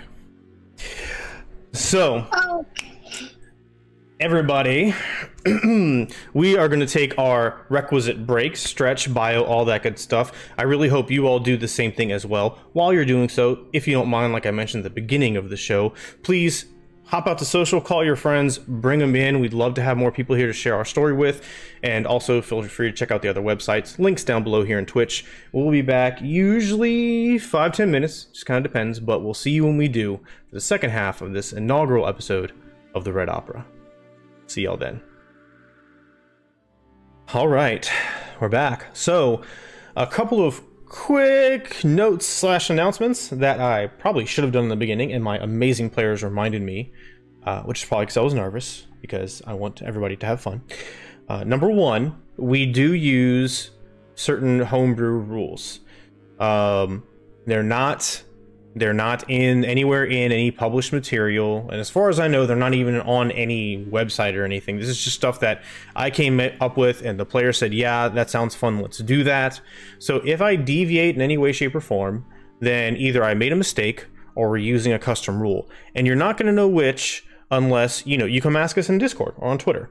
So, so keep that in mind, please. Number two, I forgot, for God knows what reason, that we have an Extra Life team. We started this a few days ago. Our initial goal is $1,000, and the proceeds are going to, obviously, the Children's Miracle Network, but more specifically, Children's Hospital New Orleans. It is very, very important. We've been going through a lot of crap down here, and then the kids especially, they suffer 10 times more than us. Pandemic, hurricanes, etc. So please, if you can, donate to our Extra Life. That would be absolutely amazing. We're already at $225 out of 1,000, and if people, generosity willing and able, we are going to bump up that goal as we get closer to the date. But I'm going to drop the Fableforge team Extra Life link in the chat, so you can please check that out. 1 second here. I really need to make that a command. Oh, look at that. It didn't even log me in. So, can somebody, Eraser, I see you there, thank you. Can you type in www.extra-life.org/FableforgeRPG? Or, go to the website and copy paste it, whatever. Apparently I need to log in separately in Streamlabs, and it didn't work, so that's my fault. I apologize. But yes, we are Fableforge RPG on Extra Life, so you can go there, check it out. And thank you for being on the ball with that Discord link. Thank you for moderating, Eraser. Really appreciate it. So, that all being said, let's jump back into it. Note to the players, right now, no longer initiative locked, for the moment at least, depending on what happens. And don't worry about the map so much. I just put a token on there for your visual. So, this dark armor-clad, scarlet-robed, wearing, long, vicious halberd-wielding, authoritarian-type figure steps forward and says, "Don't move." Ha! You didn't say Fay'lnn says. His head turns to you and the halberd shifts as well. He seems ready. He seems waiting to see how you react. We mean no harm, sir. We were attacked in our rooms and are merely defending ourselves. They seemed hungry. Did you send them? By the gods, I did not. Are there any more? Probably. I believe we've taken out the ones on this floor and potentially the ones above when they came down. There's definitely one in my room. I left it there, There's another one of these faceless ones in your room. Oh no, just the worm guy, maybe. Worm? What worm? I'm just gonna hold. Put your weapons away first. Onah's I'm just gonna put my kind of weapon away. gonna stare at her hands and. I'm gonna hold out the thing that I've been holding that has light. What's it called? My tome or whatever. Be like, it came out of this. Alright, so, got you, Mihra. Is anybody else not putting their weapons away or doing anything else antagonistic? I will sheath my sword. Okay. Yeah. No, I'm gonna sheath my sword as well and take out the pan flute. I'm just gonna hold the pan flute. Okay. I will sheathe my dagger. Okay. Alright. So, seeing you complying and scanning and apparently content with the fact that there's no immediate threat, he lowers the halberd, well, I should say raises it up, and then walks over quickly to Mihra and takes his hand, reaches his hand out and grabs a totem and looks at it and inspects it. Worm and this. Please explain. Worms? In our room as well. Yeah, and I woke up to the sound of this thing, that same thing that you're holding, it had cracked open on our bedside table, and when I looked inside, there was something moving, and it came out and attacked us. It shot itself at my brother's face. It was quite unpleasant, yes. Yeah, it was definitely trying to enter us through our face. I don't know what that means. Yeah, it seemed like it was trying to crawl inside of his eyes. Huh. Have you ever seen anything like that? The totem? No, I have not. Have you? No. Well, yeah, Where are tonight. you from? It was in our rooms. Vav'nye kind of like dips into his room and just like, drop my fish. Drop my fish. It's the fish that she had stuffed the two of them into. Yeah, I was tracking. Drop my fish. Sorry. You got it. No, I have not seen any of these before. I'd never even heard of it until you just mentioned it. But speaking of things you hadn't seen before, are any of them not the faceless ones? Have you found anybody else that is afflicted, but not like this? And he motions to the skin-covered face entities on the ground. No, they've all been like this so far. This or that worm creature. Unless you're one of them, and I point to her. All right, let's not drop to conclusions here. If you don't mind my asking, sir, if you did not know that this attack was happening, what are you doing here? Some of them ran out into the street after killing a few in the bar. I slayed them, came up, second floor, same thing.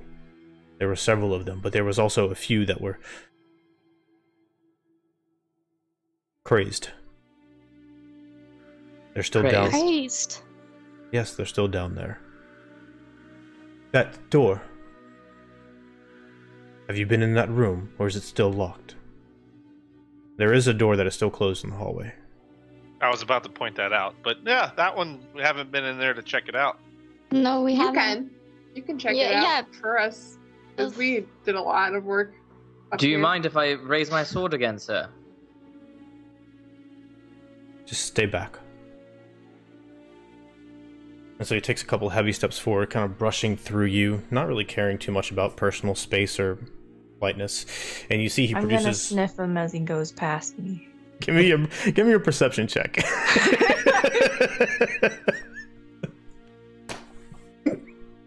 Oh my god. That is a 17. Okay. Does it smell like morning coffee? He smells fragrant. It smells almost kind of like a roasted beech nut type smell, but not like on his breath. It kind of wafts as he walks by as though he's wearing some type of fragrance. He approaches the door. He produces a set of iron keys from his belt. He glances over his shoulder and I picked these up on the first floor. He unlatches the door, opens it up, swings into darkness. He casts the light spell, and a mote of light sifts into the room and illuminates it in this pale gray glow.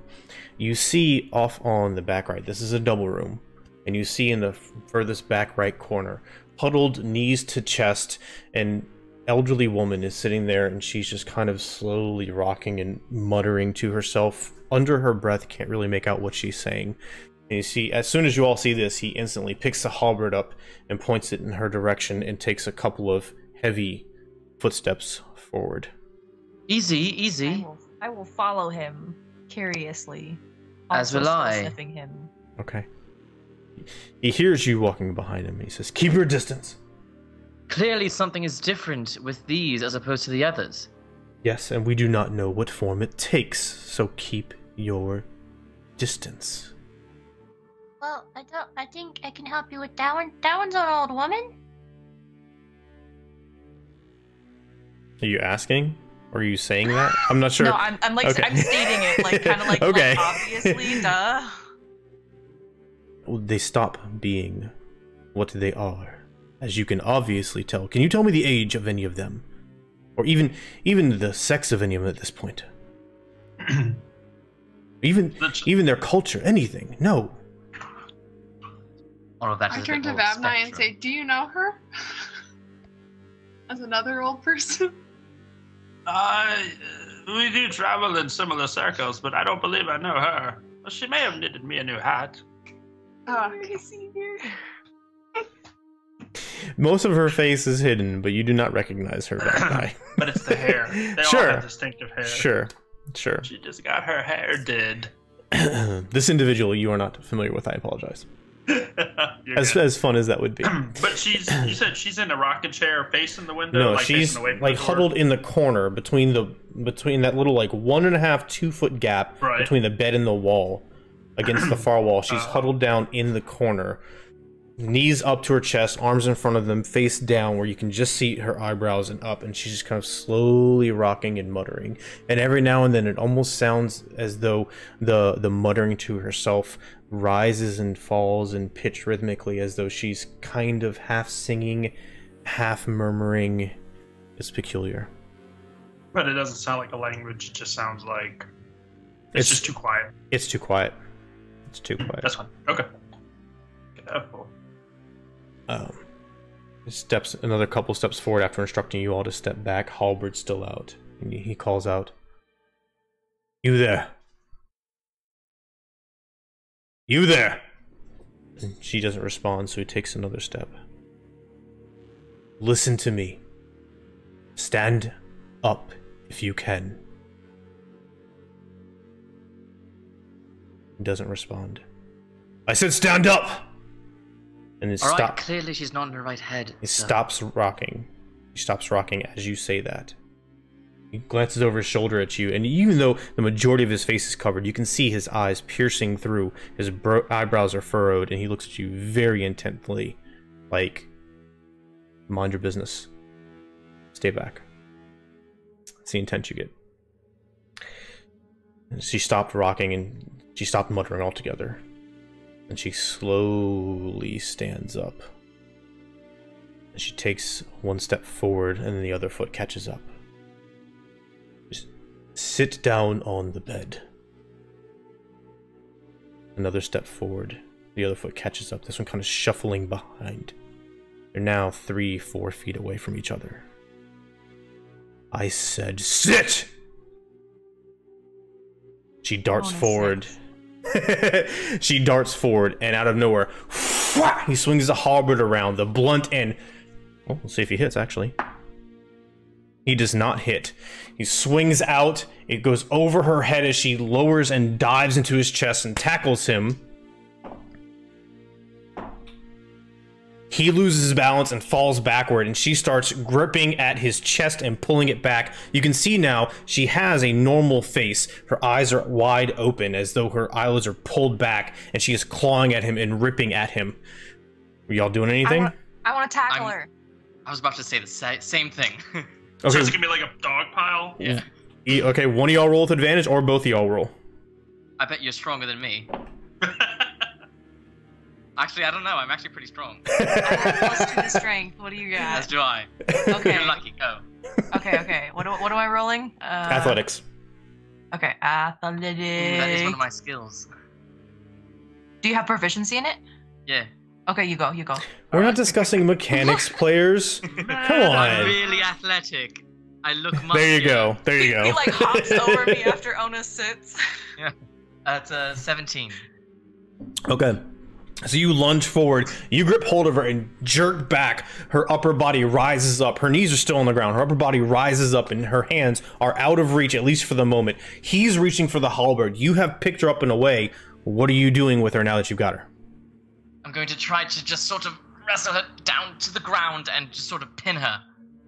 Okay, you can do that. You take her and you pull your weight over and she topples down and you topple down on top of her. I need you to give me a dexterity saving throw. Can I help the suited guy up?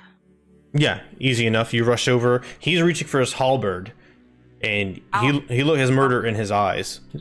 I'll hop him up and like kind of push it with my foot and kick it Okay. over to him. All right, so you pick him up somewhat unwillingly and kind of kick the halberd as he's trying to do that. Tior, what's your dexterity saving throw? Does it matter that it was almost a 15? Yes. It is a 6. Okay. As you fall on top of her, her body spasms and goes stiff like a board for a moment. Her arms flay out, fingers outstretched, her head arcs back and kind of pops you in the chin, causing you to momentarily get disoriented. And then you feel your chest become wet and warm. And then you feel this cutting sensation.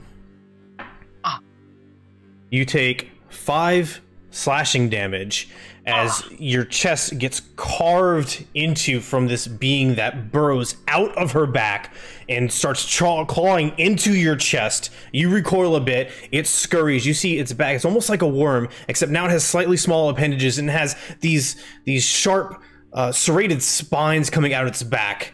Tearing in at you, it starts to lunge towards you. It sees you recoil. It looks around. It seems to have some sentience these other creatures did not, and it starts shooting for the wall, trying to find a crack or a way to escape. So that was your tackle and everything was your action, Tior. I'm going back to everybody else in order on the screen that I see you. Keatoris, are you doing anything? Keep in mind where you are and what's going on. Be honest with your character. Do you do anything? You doesn't have to be on the map. Wherever in your mind you knew you would have been is fine. I would have been probably behind everyone. Okay. So I would have had to, if I was gonna do anything. Did I see him? I saw him get like hurt. Y'all could see. Tackle, I seen everything. You would see everything up to the point where he falls on top of her, and then he recoils. In the light, you would see this dark red blood on him. You don't know if it's his or hers, but he definitely has a face of pain and surprise apparent in his visage. Yeah, no, I don't think.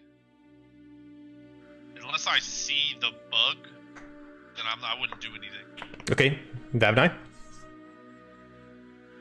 I'm gonna Eldritch Blast the fuck out that thing.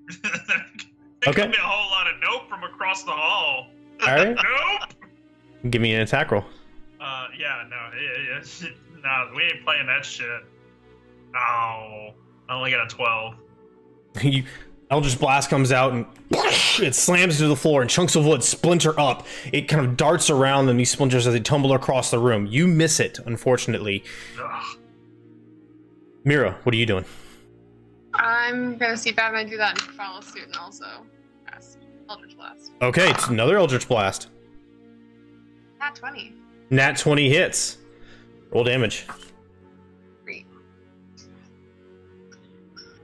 Forget what this one is. I forget what I'm doubling, or I'm doing, okay, wait. Okay, Max I'm plus doing rolled. Yeah. Max plus roll, which Yeah. I just roll 10, and it's 1d10, so 20? 20 points. Holy shit. Okay, so the first Eldritch Blast from Vav'nye goes off, the wood splinters, the panel comes up, it darts out of the way and kind of leaps a little bit in the air, and as it does so, you release your energy, slamming in its side. It goes into the back wall, the force pushing it through and out into the dark sky beyond. There's this significant ring of purplish blood around the hole in the wall that it left, oozing down, and you see or hear nothing else.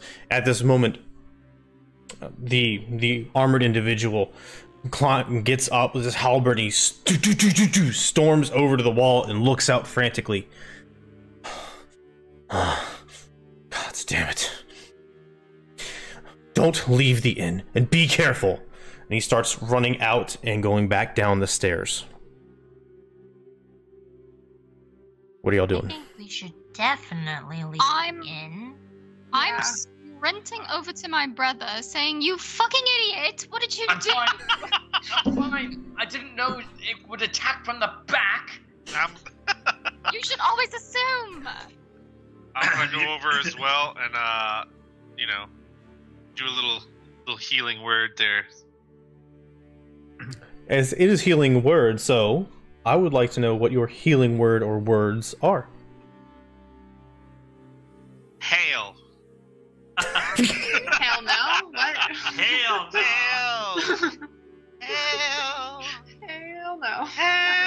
Like lay of hands on his head. Yeah. Okay, you got it. Hallelujah. Sure, we'll go with that. Yeah, over here. Oh, I see jeez. Vav'nye just like writing in, cut through the back, don't fucking tackle like an idiot. Oh, nope. All right. How much do I heal? 6. Ooh. Oh, I feel great, thank you. I'm sorry, I don't know your name. Keatoris. Tior, it's a pleasure. Nice to meet you. Are you alright, son? Are you well? I'm quite alright. Is anyone else hurt? No? Fish? I'm not feeling great. I think we should depart the premises immediately. Yeah, Unless unless they're there'll about be to give more. us a discount. But he just said not to leave the inn. Yeah. Yes, he Do you did. see the whole? He yes. also missed that old lady with a halberd. Yes. You're very, very right. So, I mean, let us go.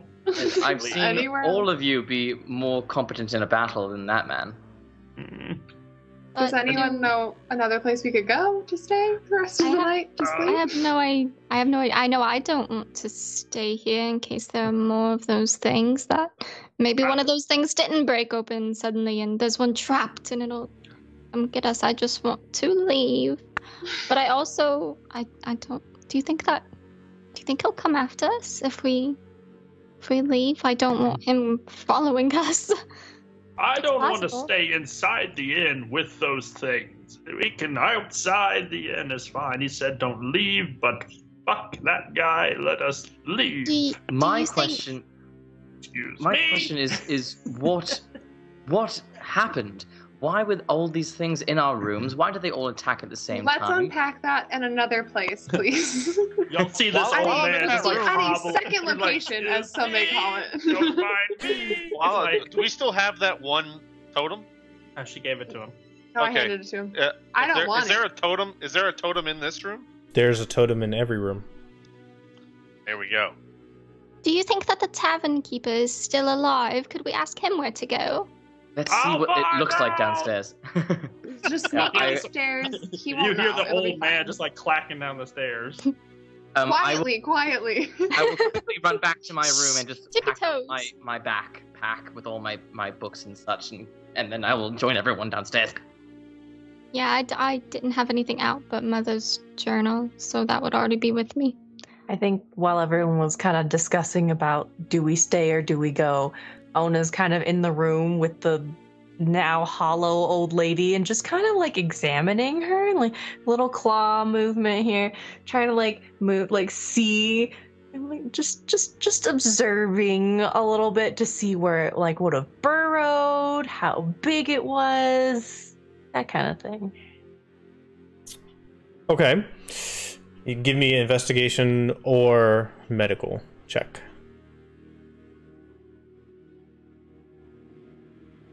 I will unmute for that. I will do a medicine check. I don't know why I said Wow, medical. that was a nat one. Okay. So it's dark. Oh, and I can't see shit. Overwhelmed by the smell of death. Yeah. It's so as far as the entry, you assume it got in the same way because you can't see any type of marking that would indicate otherwise. And on its back, you do see about a three or so inch hole in diameter. I think I'm using that one right. Radius diameter confused me. 3-inch hole in diameter where this thing, it has ragged edges, almost as though it chewed or cut its way out, and then obviously got to poor Tior.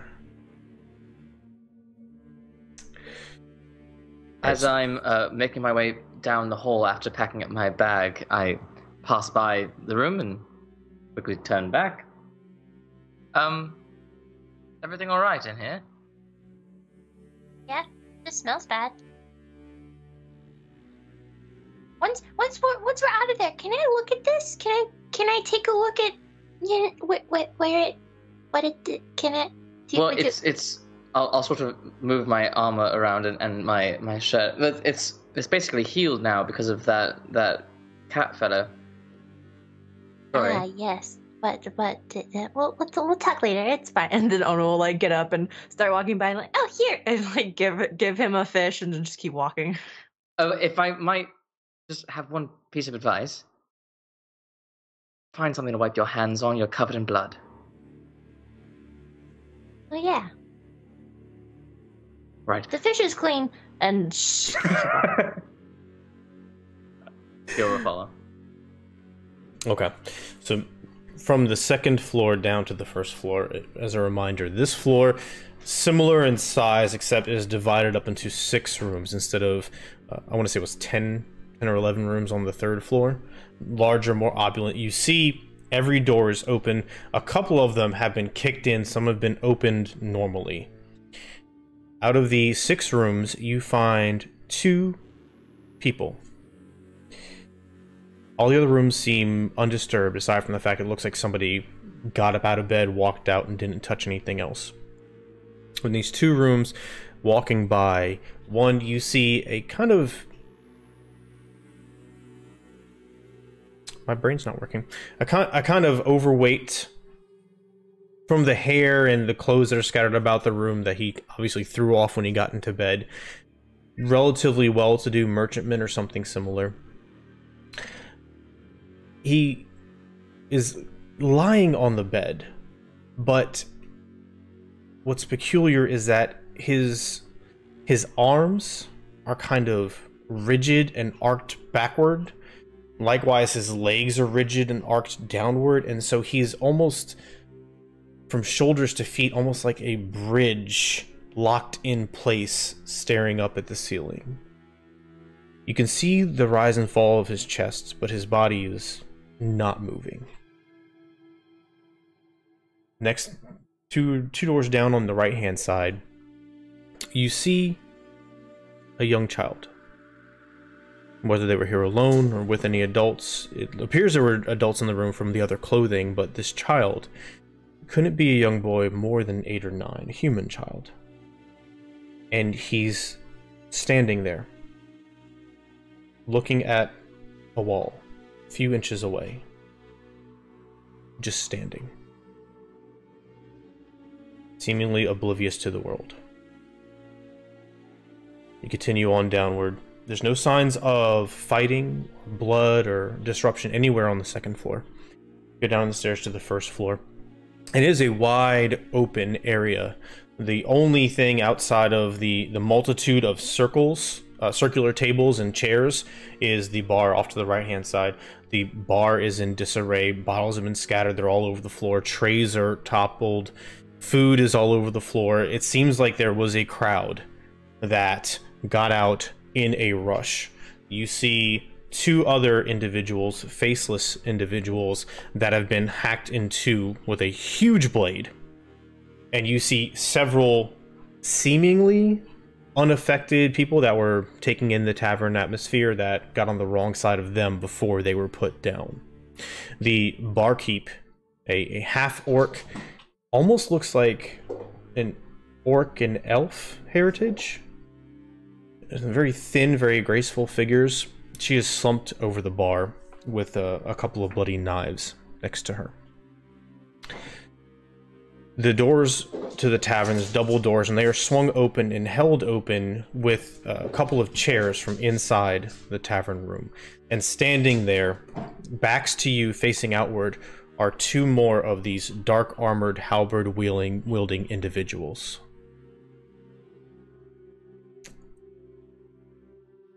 So I guess that means we can't leave. Onah will offer them fish. I mosey my happy staff walking ass right up to them and just tap, tap, tap. Move, please.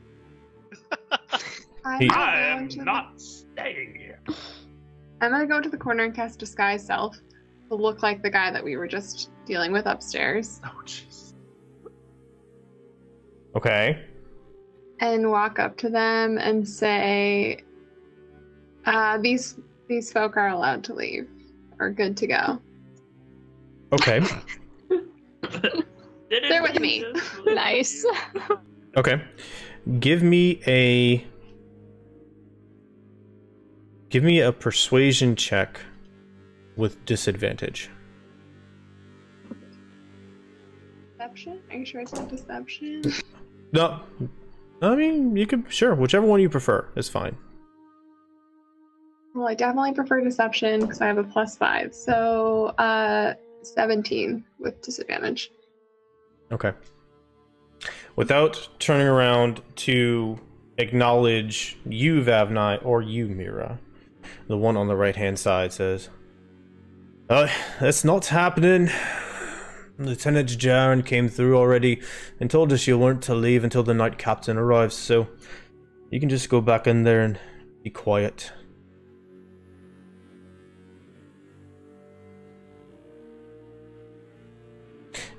I would say, Mihra, you get the sense that Lieutenant Jaren is the individual you're purporting to be. Yeah. I've gathered. They're all wearing armor, right? Hmm? They're all wearing the same armor. They are. So far, the only thing you can tell that's... Give me a perception check. See if you can tell this. Oh. Perception. That is an 16. 16. Okay, so the only thing that you can tell that is different is... You'll get a little bit of a side angle on these individuals standing in the doorway because their backs are to the hall you're in.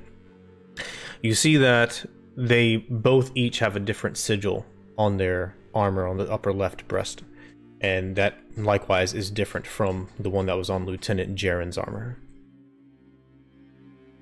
I would like to casually approach. I am terribly sorry, gentlemen. My name is Tior Umbari of Grenloft. I am the son of elders Umbari and Gretintha.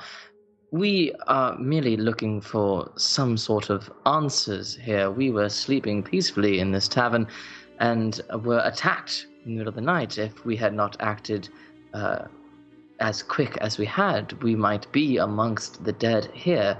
So you can understand that we are a bit on edge and would appreciate any sort of clarity you can provide. Again, not looking, and you see getting both all of you now getting closer and having been here for a second, you see that they are looking, and there is a crowd forming outside. And their position seems to be just as much keeping you in as guarding anybody else from coming in. Taking in what you said, he says, right, well, see, the thing is, Umbari, that we don't know what happened either. And so, you won't be leaving. Not until the night captain arrives and asks you some questions, I'm sure, since you are the only ones that are still here and are in good shape. And from the look of it, travelers. Well, that is quite reasonable and understandable. Is there any way we can get some sort of coffee in here? It is unbelievably early. It's a tavern, and there's a kitchen. Great. Sister, I will be right back. I'm going to poke around a bit. I would be wary if I were you. We don't know if there's more of them infesting this place. Or if the two gentlemen at the front may not be infected themselves. Well, either way, I am bringing my sword and shield. Is it still, like, really dark? When we went to the tavern, is it still dark in there, or are there actual candles and stuff lit? There are candles, and the things are still lit. Those candles and wall sconces that didn't get toppled over. It's effectively brightly lit in there. Okay, I just wanted to make sure it was still, morning and all that kind of stuff. No, it's the middle of the night. It's just lit by lamplight, torchlight. Gotcha. So Vav'nye is going to start doing something weird. You're going to see him just start like collecting chairs, or stools and things, and just kind of tossing them behind the bar, like clearing some space. Because there's a lot of dead people and stuff. They clear some space and just be like, throw that back there. Open this up. Move these bodies. Open I can't door. move the bodies, but move all the furniture. I want to throw it all behind the bar. I'm gonna Yeah, lean over to I- him and make sure. I'm gonna be like, Are you building No, a no. bonfire inside the tavern? Shh, you know me quite well. Shush. I'm going to look around for some coffee in the kitchen. I would Okay. like to take one of those stools that he is throwing behind the bar and sit at the bar. With the dead Definitely orc gonna be- with the dead orc over the bar. I'm just going to sit there as far away from any dead as I can and go through my mother's journals again. I'm gonna start moving the dead bodies into like a location. I'm You just gonna start- start looking around to see if there are any other exits, like potentially, or openings. Okay. Tior, it's easy to find coffee.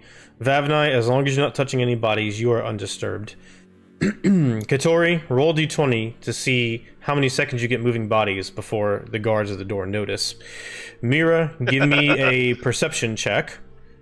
Fay'lnn, reading your journal. Onah, were you doing anything?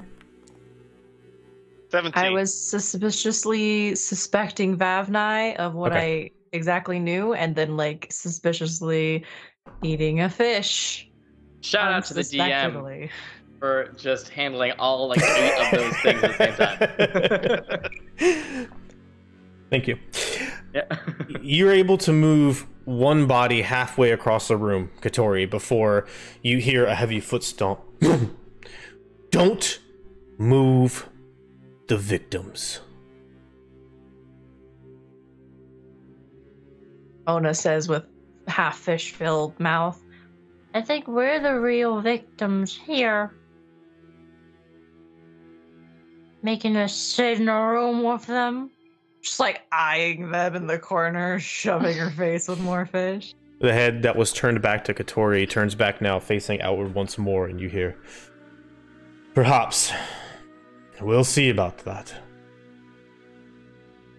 I poke my head out the kitchen. I found some coffee. Does anyone want a cup besides me?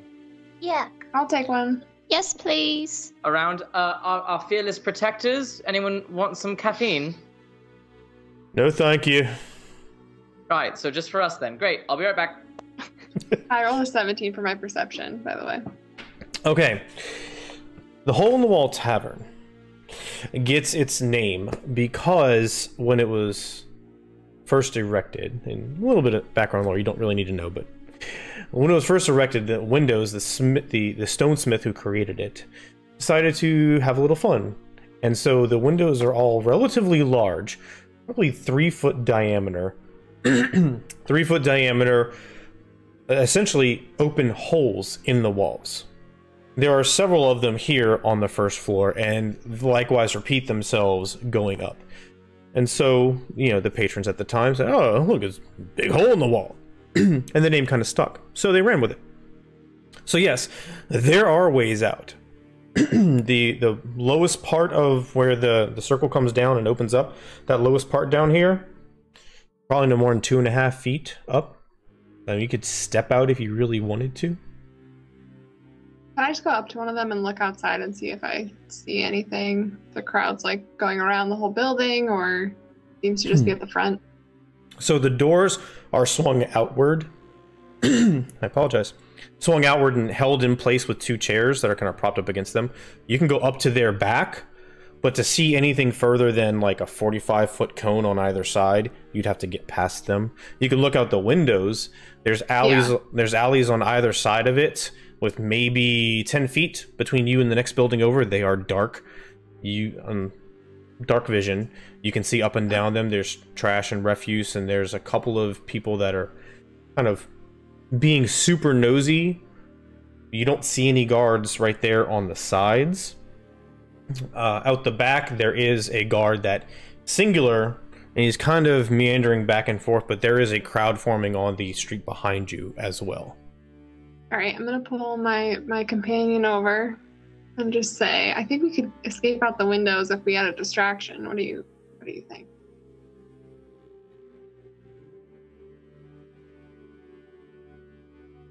Muted. You're muted. He's speechless. I am pretty speechless. I was just wondering, do we really want to escape right now? Don't you want to know at least what's going on? We could leave them, just you and I. Thoughts?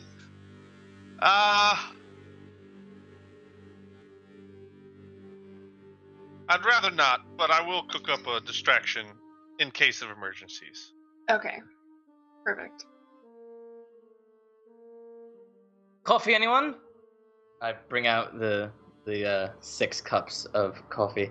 I hope no one needs sugar because I believe there is blood on it. So, black coffee for everyone. You come out of the kitchen and you see an old man just like sniffing different vials of alcohol behind there. And then like immediately like shatters it on the pile of wood behind the bar. And he takes the other one, pulls the cork out and takes a hit of it. He's been doing this the whole time you were back there. Why? This is how he copes with trauma and stress. Respect your elders, we don't know. Of course. Well, I've had a bit of a night. I'm gonna sit down with my sister. You are all welcome to join us and enjoy this cup of hot caffeine. I would take the table on the far side there, son. There could be more worms around this bartender. I think you should be safer than sorry. I'm inspecting all the bottles, don't worry. All right. Trust me, you want to take the far table. I mean, over there. If you're sure, okay. I'll gather up my journals. All this horrible, and I grab the orc, and I'm like, oh, the blood and the worm, you don't know. Yeah, oh yeah. Like, you want to go. All right. I very quickly usher us to the other table. I will once we're there. I will hand the coffees off to everyone, and then get back to the table. A little Irish coffee for me. I'm gonna take some of the rum. When we sit down, I would like to ask my brother and be like, "Do you think Mother would have known what this was? I keep looking in her journals, but I don't see anything." I don't know. There was a lot, I'm sure, that Mother did not have time to teach us. I suppose. But even she was not omniscient. This may be something entirely local to this city. I don't think I like that. Nor do I. So, about sometime after conversation, you kind of see Vav'nye like grab a lantern, because, it's super dark out here. I'm assuming there's a lantern. Is there a lantern? There are lanterns and wall sconces and things, yes. Excellent. There's a lantern. And candles. and they are lit. Oh, perfect. And I'll kind of move over and I'll tell the guards, I'm like, I do believe it is time that we depart the premises. The night captain should be here shortly. Just be patient, will you? No problem. There's only one problem. Yes. The tavern's on fire. And I throw the lantern. And I had a flask of oil in my inventory. And I splattered it all over the top of the pyre that I had been slowly building. Okay. Because Vav'nye fucking knows there are infected creatures above us, still doing whatever the hell they're gonna do, and we are stuck in this motherfucker as guinea pigs. So fuck those two guys. Now we're on fire. So they're gonna let us the fuck out one way or another. All right. So I want to make a point real quick that Onah's just casually kind of just walking up to the door, not paying attention to the fire, totally saw this coming, was just kind of like casually like, ish. I'm very quickly going,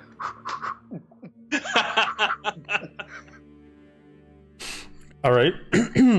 Cool. So I'm not sitting in a room full or a building full of infected creatures that just tried to eat everybody. You got it. So I need you, Vav'nye, to make an acrobatic or athletics check, your choice. As you say that and slam it down and turn around and see it, they both grab towards you, to jerk you forward and pull you out of the building. I mean, you can go with it if you want. I'm going with it. I'm like, that's exactly where I wanted to go. I will chase after him like, ah! All right, so they grab you one on each shoulder and hurl you through the doorway. It's kind of well, actually, give me a dexterity saving throw to see if you can avoid falling prone as you get careened out onto the cobblestone street. I'll fail it. It's more likely that this will be sudden and quick, and I'm a 70-year-old man. Okay, so you fall into a nice crowd member. Well, we're getting there, trust me. You fall, you tumble a bit, and you're face down. The street is kind of cold and dewy a little bit, and you hear everybody gasp and start to move and meander about and back up as this flare begins to take hold of the inn. The two guards in the front yell to all of you, "Get out now! Don't go anywhere! Stay right here! You all seize them, or the accursed king will have your heads!" So the crowd backs up and then starts to come in. You have like 4 people coming on you, Vav'nye. They're motioning all of you out as they go to try and fight this fire. So, Vav'nye, are you going to fight the crowd that is attempting to grapple you and hold you in place? No, I defend Vav'nye immediately. Okay, so Giant bear bursts out of the inn, like stands over him and does the biggest, most intimidating bear roar possible. You got it. Give me an intimidation check. Yes, I will. What's everybody else doing? Oh, well, you wanted a distraction. You got one. I just run out with them. Fay'lnn, stay close. Okay. Hands raised. Just casually go wherever the men tell us to. Okay. So the bear runs out of the tavern, stands over Vav'nye and goes, "Rare." That was the nat one for my roll +3. So Something gets caught in her throat. All right. So you clear your throat and then roar properly after that happens. Everybody darts back a little bit as you're standing towering over Vav'nye, who is prone. It takes a second, but then you hear footsteps behind you, and as you turn, 3 or 4 individuals jump up on the left and on the right. The ones in front of you are scared. You get the sense, basically, that as scary as you are, there's a crowd of them, and they're more scared of the accursed king. So they're going to try and grapple you, but they're worried about you, not Vav'nye at the moment, so you at least bought him some time to do something, maybe. Fay'lnn and Tior, y'all are going with the flow. Keatoris and Mihra, I heard you say, okay, go ahead and run, Keatoris. I don't know exactly what y'all are doing, so what are y'all doing? I'm gonna run out, but I'm not gonna like really abide by the guards. I'm gonna try to get away. Okay, you have to basically get out of sight. Give me a stealth check. Keatoris, what are you doing? Yeah. I'm gonna follow, because I don't want her to be by herself. Give me a stealth check as well.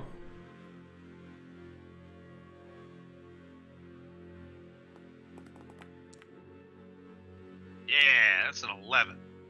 Okay. 15. Natural 20 for the crowd.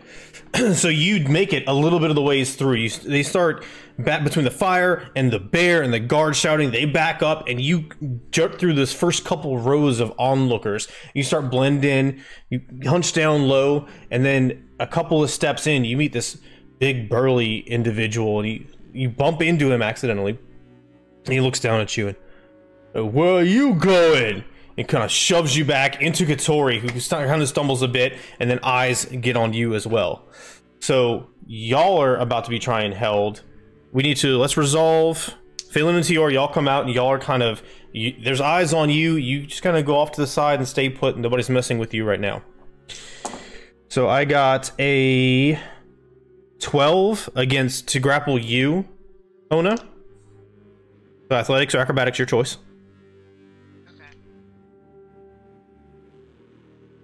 That is a 10. All right, so it takes like 5 people jumping on you at once, but they are able to push you off from Vav'nye, and you are tackled right now. Meanwhile, Vav'nye, what are you doing? I'm standing up. Are people like coming at me? They're worried about Onah right now. You could probably get away if you want. So you're going to like see my eyes flash golden, and like this immense Fey presence immediately emanates in a 10-foot cube of me. All of these beings will make a DC 13 con save. Okay. Actually, wait, is it con? Including me? No, not you. A wisdom save. Sorry, wisdom. It's I cause each creature, not you. I don't need you to be charmed by me. You already are. Yeah, DC 13 or they become charmed. Okay. And more or less, I'm just trying to like, or you know what? Let's do frightened. I'd rather do frightened of the old man. I find that more appealing. And it's not to make them run away. They're just gonna back the fuck up and get off of my friend. That's really it. Not trying to. No. I'm trying to stand up, dignify, and then. You got it. Okay. So 3 out of the 5 on Onah failed. On roll 1 for the crowd as a whole, they fail. So the majority of the crowd backs up away from you. 3 of the ones on Onah, they kind of stare at you and they stop what they're doing. 2 of them are still fighting with Onah. So I will give Onah advantage on any escape checks she makes coming up next. Is there anything else you're doing as after you cast this, saying or doing anything else? All I'm doing after that is whoever doesn't let her go, I just be like, get your hands off of her. Okay. So let's go back to Mihra and Keatoris. They are going to try and grapple you. So both of you give me athletics or acrobatics check. As it's all happening, I just turned to my sister going, who the fuck are these people? That's a 9. Okay. I don't know. What'd you roll, Mihra? 11. Okay, well, Keatoris, you fail, you pass Mihra, they rolled a 10. So Keatoris gets grappled. Mihra, you're able to duck out of the way from this big dude as he lunges forward and actually grabs Keatoris when he was trying to grab you. You dart out the side. You have an open avenue to escape. Keatoris right there being held. What do you do? I'm gonna pull out my dagger and I'm gonna just try to intimidate the guy that's on top of Keatoris and say get off of him. Go for it. Make an intimidation check. I rolled a 14. Oh, thank God. I rolled a 12. He turns to you. Put your pig sticker away. And he's got Keatoris firmly there. Alright, so that was one round of action. You hear off in the distance, not nearby yet, but you do hear off in the distance a steady metallic sound of multiple armored individuals walking, probably a few hundred feet away still. All right, so going back around to your Fay'lnn, you're all still cooperating? Things are getting kind of crazy right now. I want to make it clear that I am not remotely associated with these people. I met them merely minutes ago, and whatever they are doing, whatever arson they are committing, that is between them and their gods. Okay. Tior, friend, Tior, are you coming? Tior, my best friend from high school. Yes, Tior. All right. Onah, I'm assuming you're going to try to escape the grapple? Well, I'm gonna, since now I'm down, and I'm gonna look for Vav'nye to make sure he's okay. As soon as I see him kind of like brush off and kind of like, okay, chill, then Onah's, here's what I want to do. And I'm not gonna use my point for this yet, but just, I'm just telling you what I would like to do to see if it's possible. Okay. Essentially, I'm gonna see Vav'nye, see he's okay, see he's kind of like, all right, it's cool, just get off of her. And I'm gonna kind of like calm down, and you know that scene from Brave where the mom's like, I'm just gonna kind of do that, and I wanna roll over on the other two. Okay. And kind of like do like a big bear stretch, and I don't want to like crush them. I just kind of want to like, okay, and like kind of reset. So I'm trying to, I guess I'm trying to escape the grapple, but I want to try to just like roll over on them. Okay. In response, well, like a roly-poly. That's fine. Advantage doesn't stack, so still gonna be advantage, but we'll 100% favor it that way. And okay, that's fine. I have no idea what that sound was. Okay, so go ahead and make a athletics or acrobatics to escape with advantage. With advantage. I rolled a 7. Wow. I'm glad I got advantage because that was another nat 1. That is a 16 for me. All right, so you rolled over, and then suddenly, well, the 3 that got frightened of Vav'nye, they were already kind of loosely on there, and as you roll over, they get thrown off. The other 2 go down with you, and you hear, and they start clambering and scratching on the cobblestone, and you to try and get out from underneath you. You are free from the grapple. That would be your action. So, Vav'nye, Onah does that. What are you doing? Onah, there's one under your bum. He needs to breathe. Be careful. Son, get out. Oh, good heavens. Then I'm just gonna brush off. Tio, are you all right over there? I'm sorry, I can't hear criminals.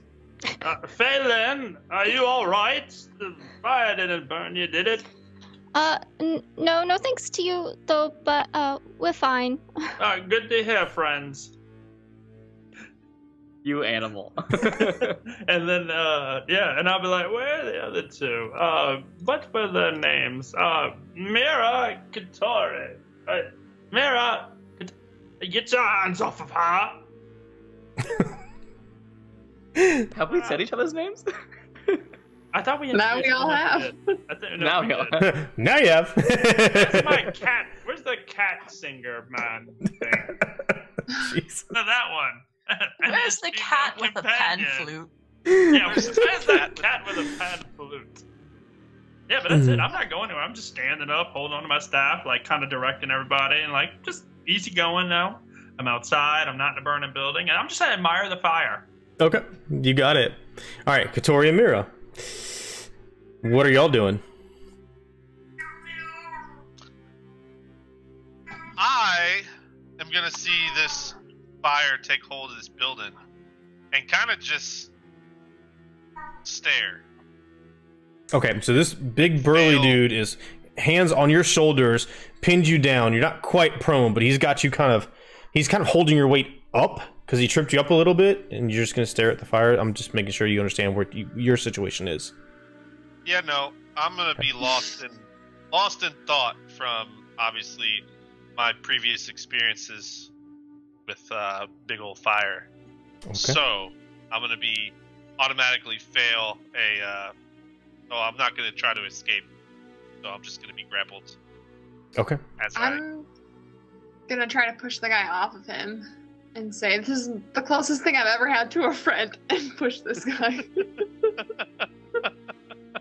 Oh, okay. I know what you mean. That's a shove attack. So I can't remember if it's an attack roll or a grapple check. I'll let it be your choice. Either attack roll with your strength modifier, or you can make an athletics check. We'll just do attack, even though my strength modifier is a -1, so maybe I shouldn't have said that. 15. 15 hits. So 7 damage. You shove him 5 feet, and he lets go of Keatoris. Yeah. Okay, so you shove him, he stumbles, he loses grip of Keatoris and kind of rolls over a little bit. Keatoris kind of lurches forward, not realizing he was being partially supported by this individual, but catches himself with his foot, but otherwise is just staring at this blaze. And then I'm going to yell, "Pay attention!" And that's it. Okay. By this point, footsteps still coming, still getting closer. The crowd is backed up away from you all. The 2 guards are in there. They're still trying to fight it. They don't seem to be having much success because the blaze is kind of between them and the kitchen, and they're trying to get around it. This is all happening really, really fast. Unless you tell me otherwise, Tio or Fay'lnn, feel free to speak for flavor whenever you want, but I'm assuming mechanically you're still complying. We are complying with the law. We do not partake in crime. Vav'nye, Onah, you know the situation. They're back away from you. Nobody's holding on to you. It seems like you have free reign. What are you doing? I'm just gonna roll back over and kind of brush myself off and pull out a fish from my pouch and pull out another fish, and Vav'nye and I are we're just gonna eat fish and just watch the fire. This is a good one. This is better than the last one. Oh yes, I do. I think I outdone myself with the stools. Yeah, it helped. definitely on top. Yeah, it was a good touch. It was a nice touch. Okay, Keatoris, Mihra. I'm definitely. She's gonna, give me a tongue lashing about paying attention or whatever, and I'll like kind of shake my head, rub my ear, Yeah, right. Yes, pay attention. I'm here. I know. Trauma. I grab his hand and try to run over to Vav'nye and Onah. Okay. Onah, fish. Onah. I pull Our two more friend. fish out of my little roll pack. You all did Visual all of that, disgust. and for what? Fay'lnn says to the group. Yes, you did all of that, and for what? You burned Well, you down a guys- building. Won't And leave, I so burnt we're my stuck tongue. here. With that coffee because I had to drink Oh. it so fast. Here, this is a very special salmon from up on my lake. This is very good for burnt tongues. Here. It's just right. Oh, just hold that there. Right, are we leaving well, or what are we doing? No, I'm fine to can't stay. leave. I just. Well, I mean, we could, but We could leave. I just No? don't want to be stuck in a room with more of those creatures. That's all. I'm with you. That's I all. mean, I agree. I Yeah. don't want to be stuck in there either, but I also don't want to be hunted down by the guard because they might think that we're Yeah. some sort Yeah. of special infected unless they question us. Well, There's summer no child. chance.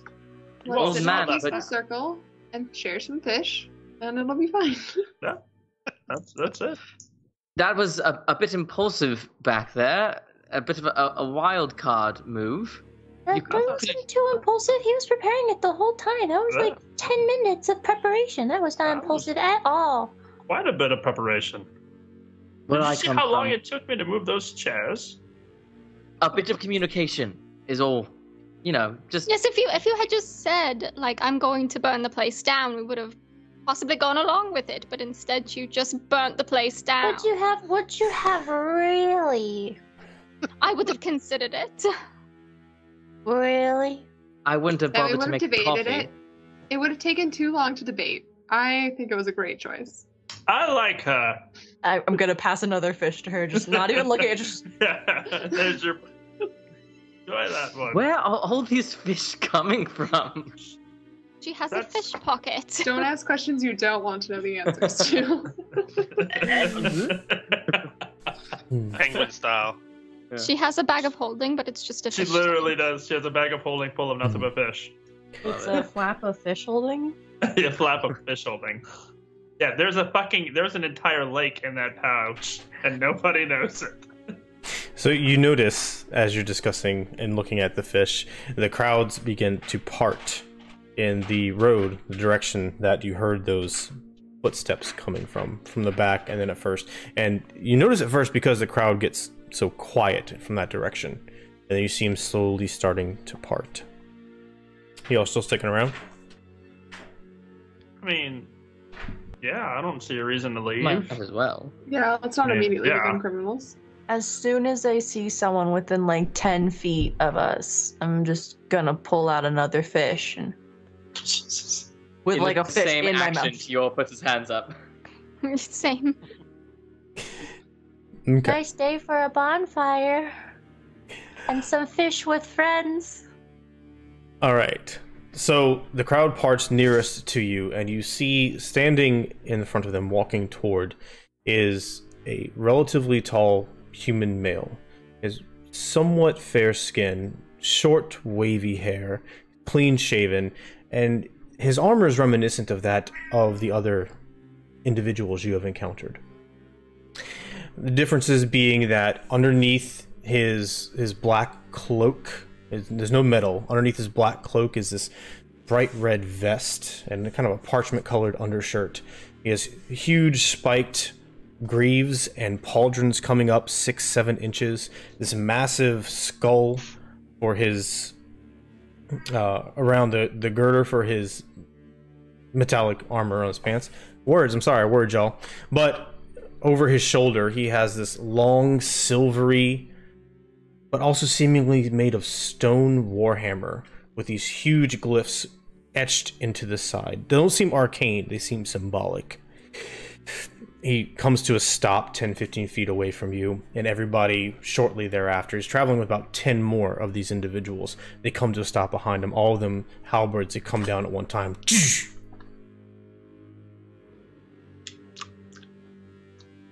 I am Captain LaCroix. What is the meaning of this? His name's LaCroix, like the water? Sure, yeah, like the water. The water that now exists in Red Opera, yeah. How seriously do we take him? Like, I can't. It's up to you. His name is LaCroix. You can't take that seriously. It's up to His you. mother was a mean person. Everyone just keeps laughing and eating fish. His name is LaCroix. Like, who names her kid LaCroix? Onah slowly retracts her invitational fish. He doesn't get a fish. He takes a few steps forward. I'll start to stand. I'll get up. Well, I was gonna say, he takes a few steps forward, and the warhammer comes off his shoulder and comes across his body, now firmly in the other hand, the haft of it. I said, what is the meaning of this? Well, we were asking you the same thing, and he apologizes. Yes. We merely woke up under attack. There were totems in each of our rooms that had a sort of sludge-like worm in them. We managed to fight ours off, but it seemed that others were not so lucky and turned them into those creatures that we then had to slay. That is all we know.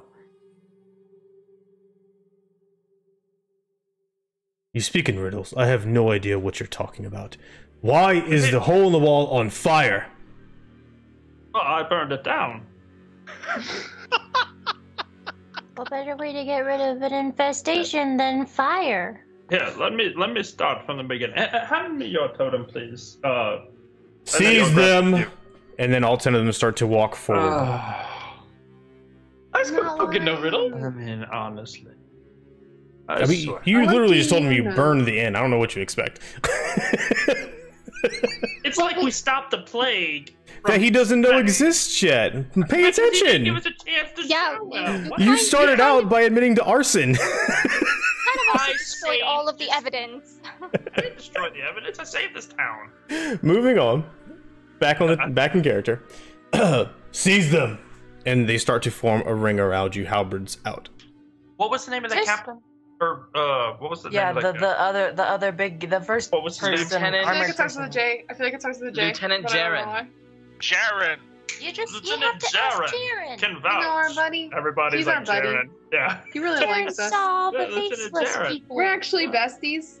I don't know if you know that. We have matching tattoos. I offered him a fish. Can't Give- show you though. Give me a persuasion check with advantage. There's like all of us saying the same thing. All of us are talking Jaren, at once. Yeah, it's Jaren. It's Jaren. One of You y'all, want give me a persuasion persuasion from all check of with advantage. Arson, dude, you do it. I'll No? do it. Okay. Well, I can. Yeah, it's fine. I mean, I'm kind of. My Huh? persuasion's Go ahead. decent. Go. Okay. All right. Fine. Honestly, we're all. You feel warlocks. like the We all ringleader have right now, decent so. Persuasion. I mean, I did burn down the place. I could at least take take responsibility for it. All right. So that's a 14 and 14. Wow. 14. All right. Jaren. Jaren was here. And you spoke with him. Yes. And he fought the creatures that we are telling you about that came from this totem that I was about to pull out. I can show you. At that moment, you hear as the two guards rush out from the building, their armor kind of smoking as the flame is just burning. They couldn't get it under control. It hit the 4th floor. We know them too. We know them as well. That You. wall, though. Broom, go find Darren. Do you know Broom? where he went? Broom. His name was Broom. Broom B-R-U-M, LaCroix. Broom. Best of friends. B-R-U-M, Broom, if you'd like to spell it. Gotta sweep that one under the rug. Yeah. Oh man. Welcome back to D&D, Joey. No, we're good. Do you know where Yes, Jaren went? Darren. He said he. Where did he say he was going? He said What? he was. He was in He pursuit said of he'd the be one right that... back. Yeah, that's yeah, for sure. that's basically. Y'all shot that, blasted that worm out, yeah. and he was chasing it. That's There was correct. a There's creature. there's one that might be loose in. Yeah, there's the one loose in city. the town. Yeah. It's either loose or dead. I'm All right. You find Jaren.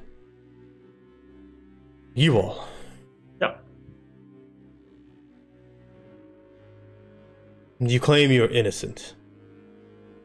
I mean, I burned To a down the point. building. Yes. Fair enough. To destroy the creatures. I will discover the truth from Jaren. Of course. We wait. Here We've been doing in a the lot streets. of that tonight, though. Onah just kind of starts pulling out some more fish and like passing it backwards. Back around. Could we like sleep somewhere? You guys could watch us or something. Is We're there a little another tired. inn? But can we sweep it first for these totems? Yes, get broom. We shall see. Can I merely ask a question? As I'm new in this town, I don't know much of your customs. Is there a patron or a god here that takes the visage of a rotund man with a goat's head? That is very off topic. That's It's Well, really that's not. shape That's of the totem. well, that's the totem. Yeah, that was the totem. I know. I was like, oh, that's a good question. What you describe is somewhat reminiscent of the symbolism of Dunok. Oh, well, Would you I don't know that want to name? Deal with that. Oh, would I know that name? I Give- would not know that name. Give me... Welcome I wanna know that Dunok, name. Such a perfect man. It could be history or arcana. I will roll history. I will roll Arcana. I'm not rolling anything anymore. I got a 17. I got an 8. Okay. So, Dunok is not known well outside of Yonkath. You would know that there are many, many patrons. So, you have studied extensively, and you know of many. However, there is a lot in Yonkath, especially, and those, especially the lesser ones, they aren't nearly as well known. So you know why you don't recognize the name Tior. Fay'lnn, Dunok, you've heard from talking with your mother before she passed, or some other way, maybe you don't exactly know when, but Dunok is a lesser patron that doesn't seem to ascribe to the same overarching grand schemes, and they don't have a whole lot of influence and followers. They're almost of a cult, a very small type cult. They are associated with power and luck. It's kind of all you can recall at this moment. As you're sitting there thinking and taking this in, you hear footsteps coming from the side alley, and Jaren comes back with the other individual that was previously smoking and now is not. He walks up, and you see him put his fist over his chest a little bit, covering the glyph as he greets the Knight Captain LaCroix. They step a few meters away and they converse quietly, the crowd giving you all a wide berth now. LaCroix, you see, he grows concerned and then angry. And you know how somebody can kind of shout in a whisper? That's kind of what's happening. And Jaren's standing there stoically taking it. And then him and the other two individuals that were standing guard at the door are sent off down the road without another word, and LaCroix walks back in your direction. And Jaren tells me that he found you on the inn, the 3rd floor. There were many of some mutilated or deformed people that were dead. and one that was crazed. He also said he found others, along with many dead bodies, in the inn upon his arrival. It said something about chasing some type of small beast that you flung through a wall with arcane energy. That's what we said. Well, unfortunately, or perhaps in your case, fortunately, we have no way to know for sure. He looks up as the Inferno. Do you not trust your own man? Oh no, I actually have the worms right here if you wish to see them. And I'll pull the fish out. My fish. No, hold. The remnants of the creatures were killed, and my friend decided to store them because she felt it would be important to study. That's... Perhaps you might have someone of arcane talent who can identify these creatures, or what remnants remain of them. Yes, it's a fish.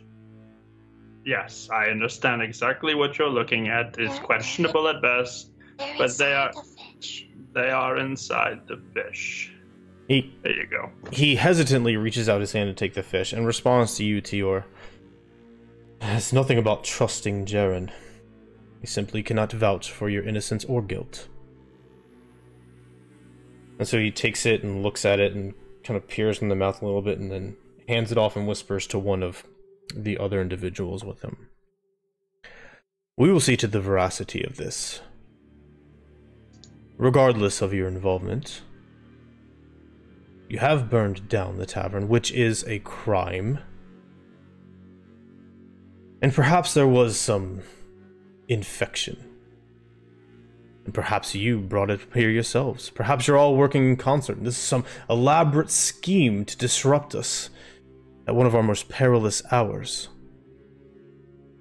Perilous? Tell me more.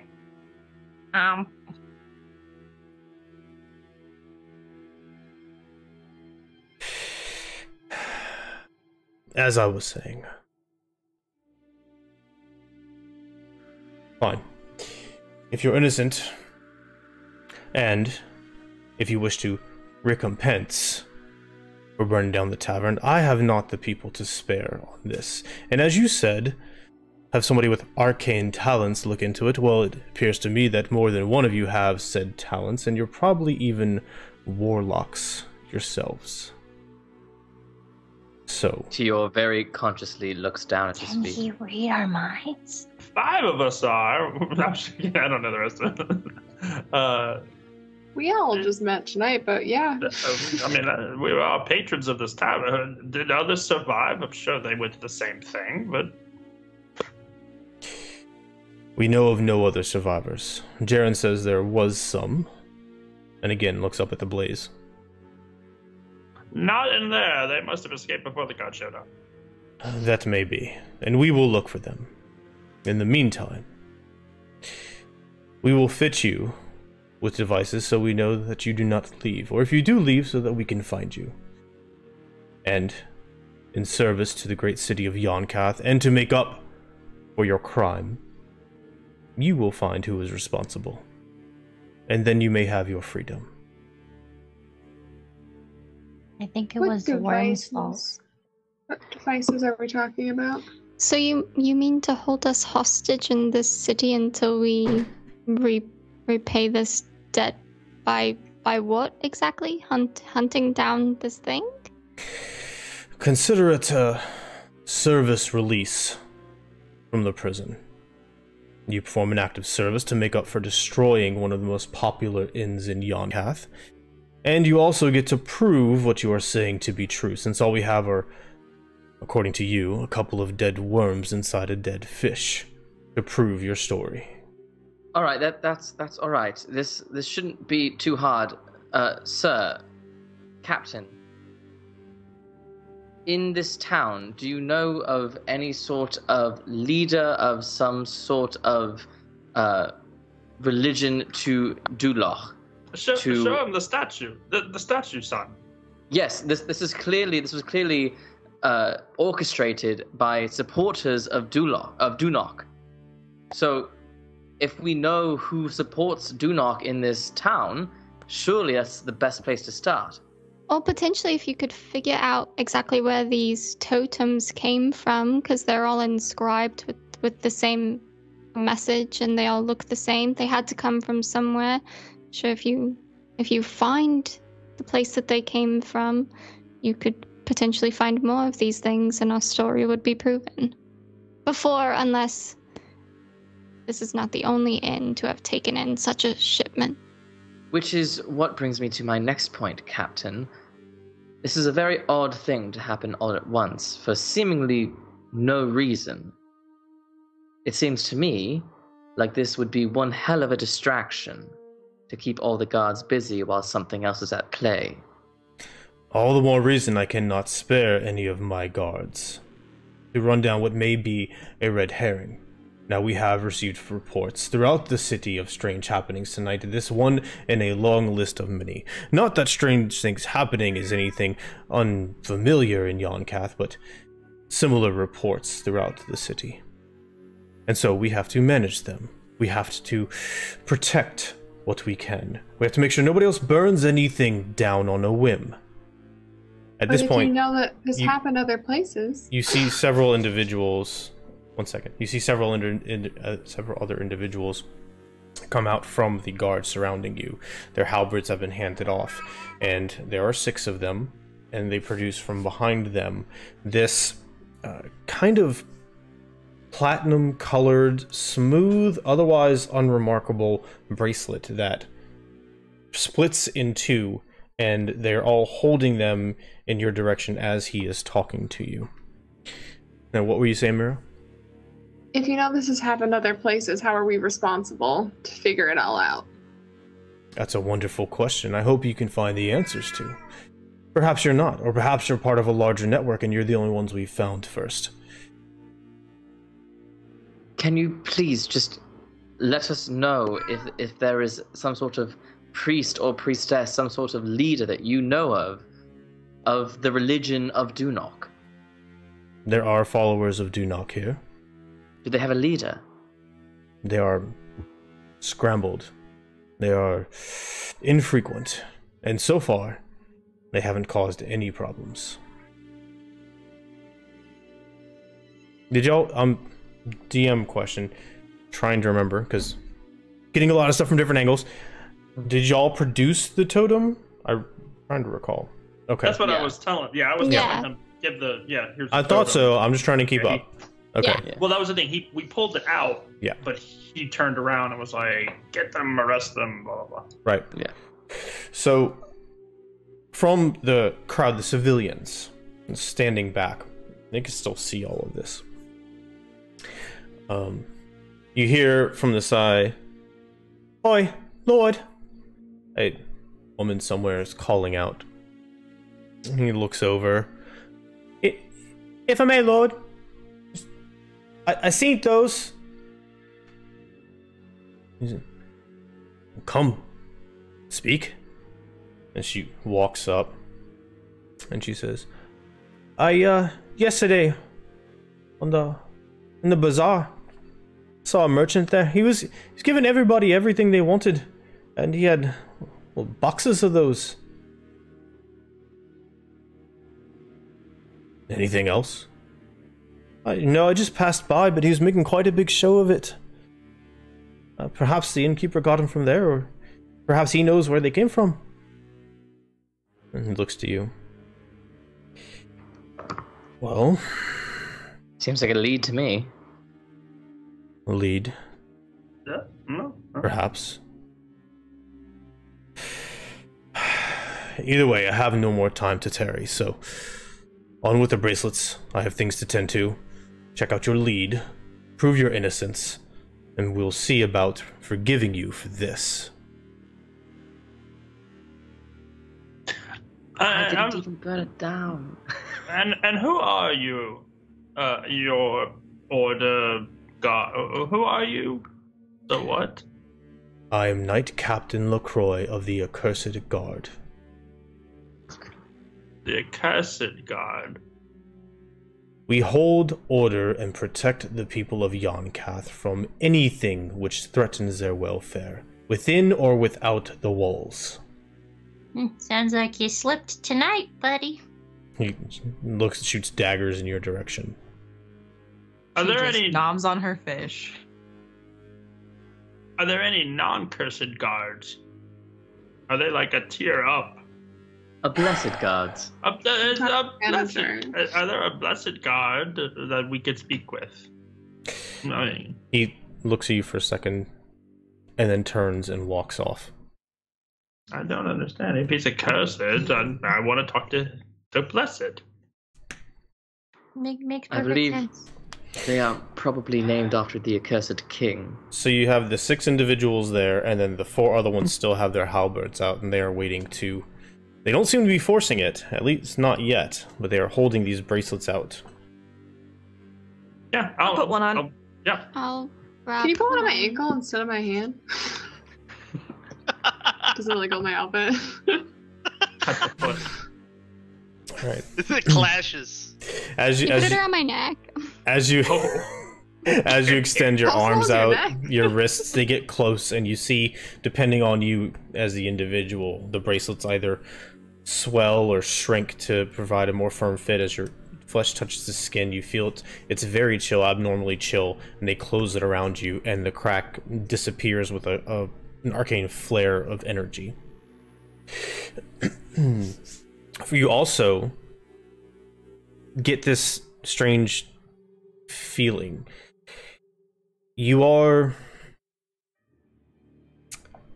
have some type of attunement to each other, in that as you mess with it and some of you shift your weight further away, you get the tiniest sense of the proximity of each other and the direction. Like you can feel someone behind you and know how far away they are and who they are, at least as you know them to be. That's not bad. You're So then too now I know close where to you me. are. You're too close to me, and I'm like How far does it stepping work? away from the cat dude. This being completed, the remainder of the accursed guards step back. The ones who handed over their halberds retrieve them, and they start walking back in the direction of the knight captain. The crowd, now that this is gone, you see some of them start to kind of come to their senses out of the situation, and they start to run off to fetch pails of water and things like that to try and make sure the other buildings don't begin burning.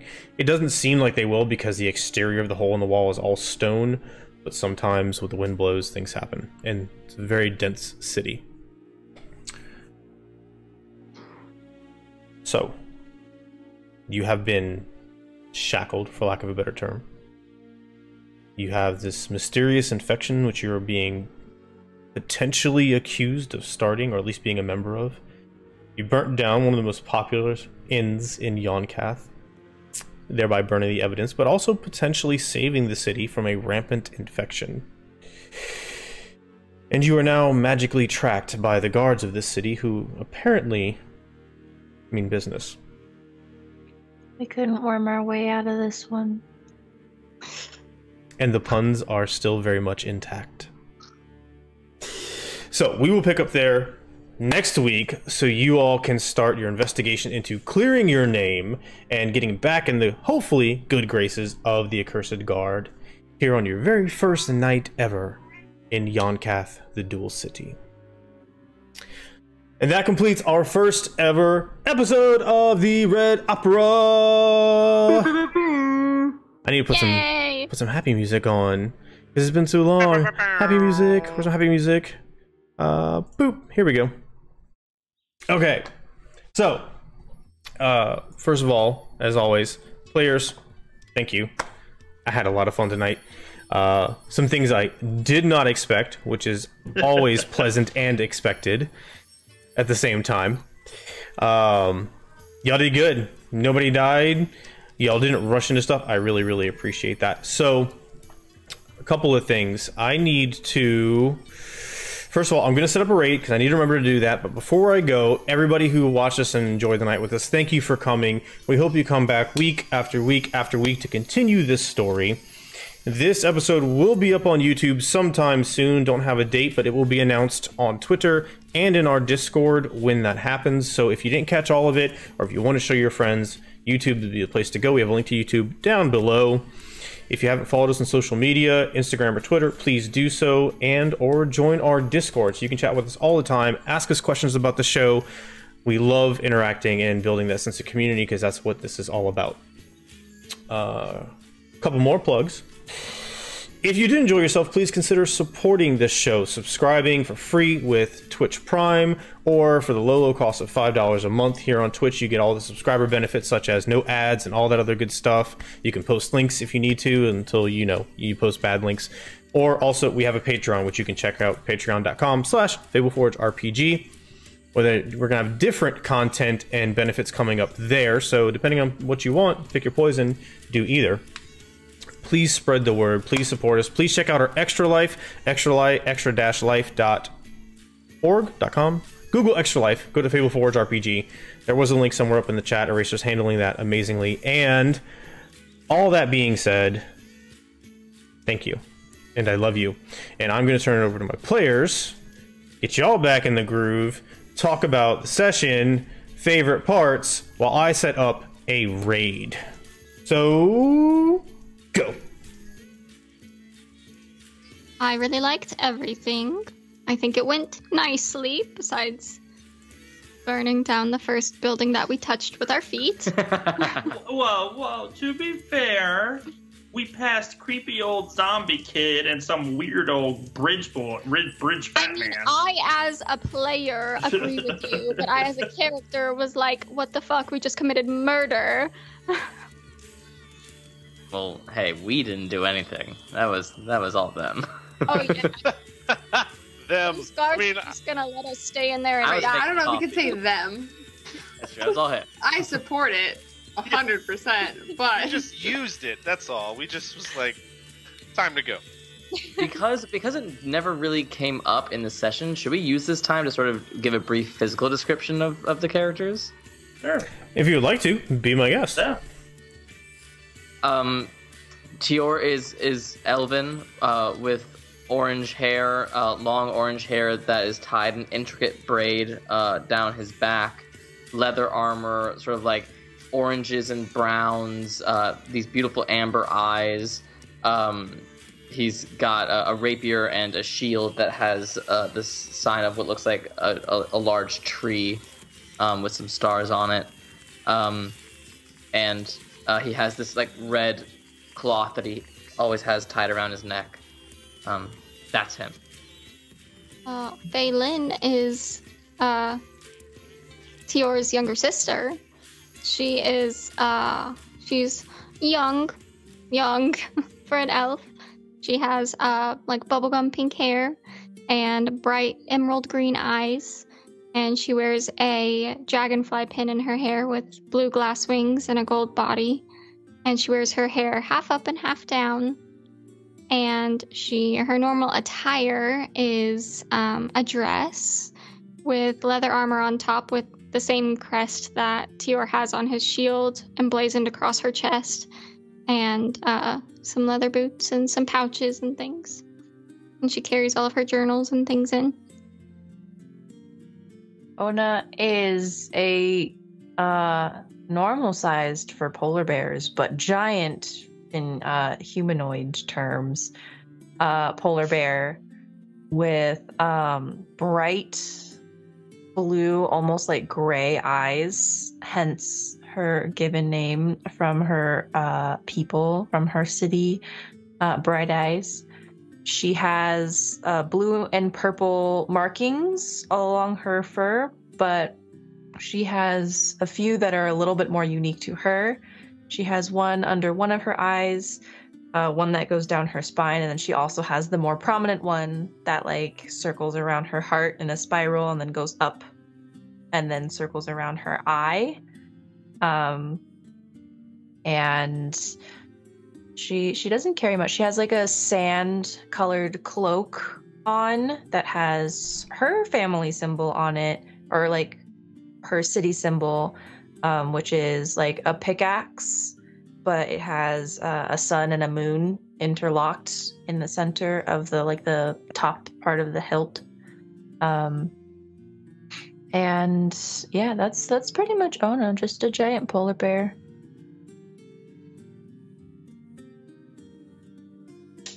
The nicest polar bear ever. It is the nicest polar bear ever. She shares her fish. All the time. To everyone. Mostly everyone. Fish of plenty for sure. Fish of plenty. Keatoris is a tabaxi. He's normal size, 5'10"-ish. Just average.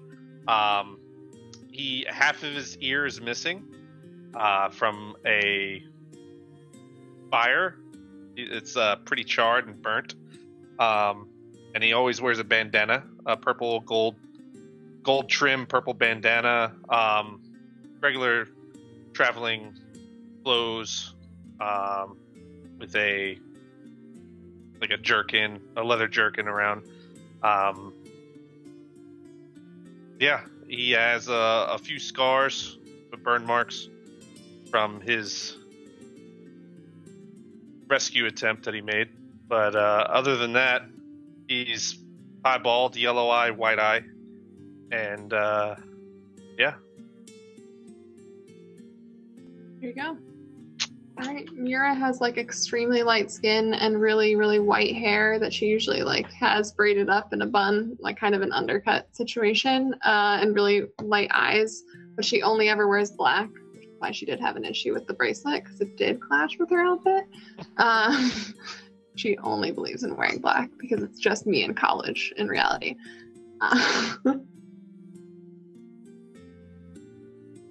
Nice. Vav'nye is a 70-year-old man, bald head, beard, coming down. He's a Yanti, but he's mostly human, but he does have some fangs that come out now and again, depending on his level of anger. But pretty old, pretty exhausted, and not really much more to it. He carries a snake-headed staff. All right. Well, all that. Thank you for the character descriptions. Yes, they did not come up, and I appreciate that. Y'all been reminding me of all sorts of stuff, which I appreciate. Worst DM ever, I know. Worst streamer ever, I know. But that's okay, because we're getting through it together, or I'm getting through it with y'all's love and support. So, I did remember, however, to raid. So, everybody, thank you again. Didn't call this out because I don't look at the activity feed when I'm streaming, but really hope I don't butcher your name. Mixotic Overwatch, thank you very much for the 5 gift subs. That is amazing. And Bruno_Jason, thank you for the subscription to the tier 1. Also amazing. And thank you to all the new followers. We hope you continue on with us for the entirety of this campaign and every campaign thereafter. And again, shout us out. Please let the world know. Support us if you can. Join the Discord so we can get to know you better. I love you all very much. I'm going to queue up this raid, so go give Joshua Simons, someone who is a friend of a friend in the channel. Very, very good. Very, very good person. Playing some Labyrinthine right now. Tell him you're from Fableforge. Show him some love. It is going to be awesome, and y'all have a great night. We'll see y'all next week, next Tuesday, 8 p.m. Central, right here, and that's it. Later, y'all.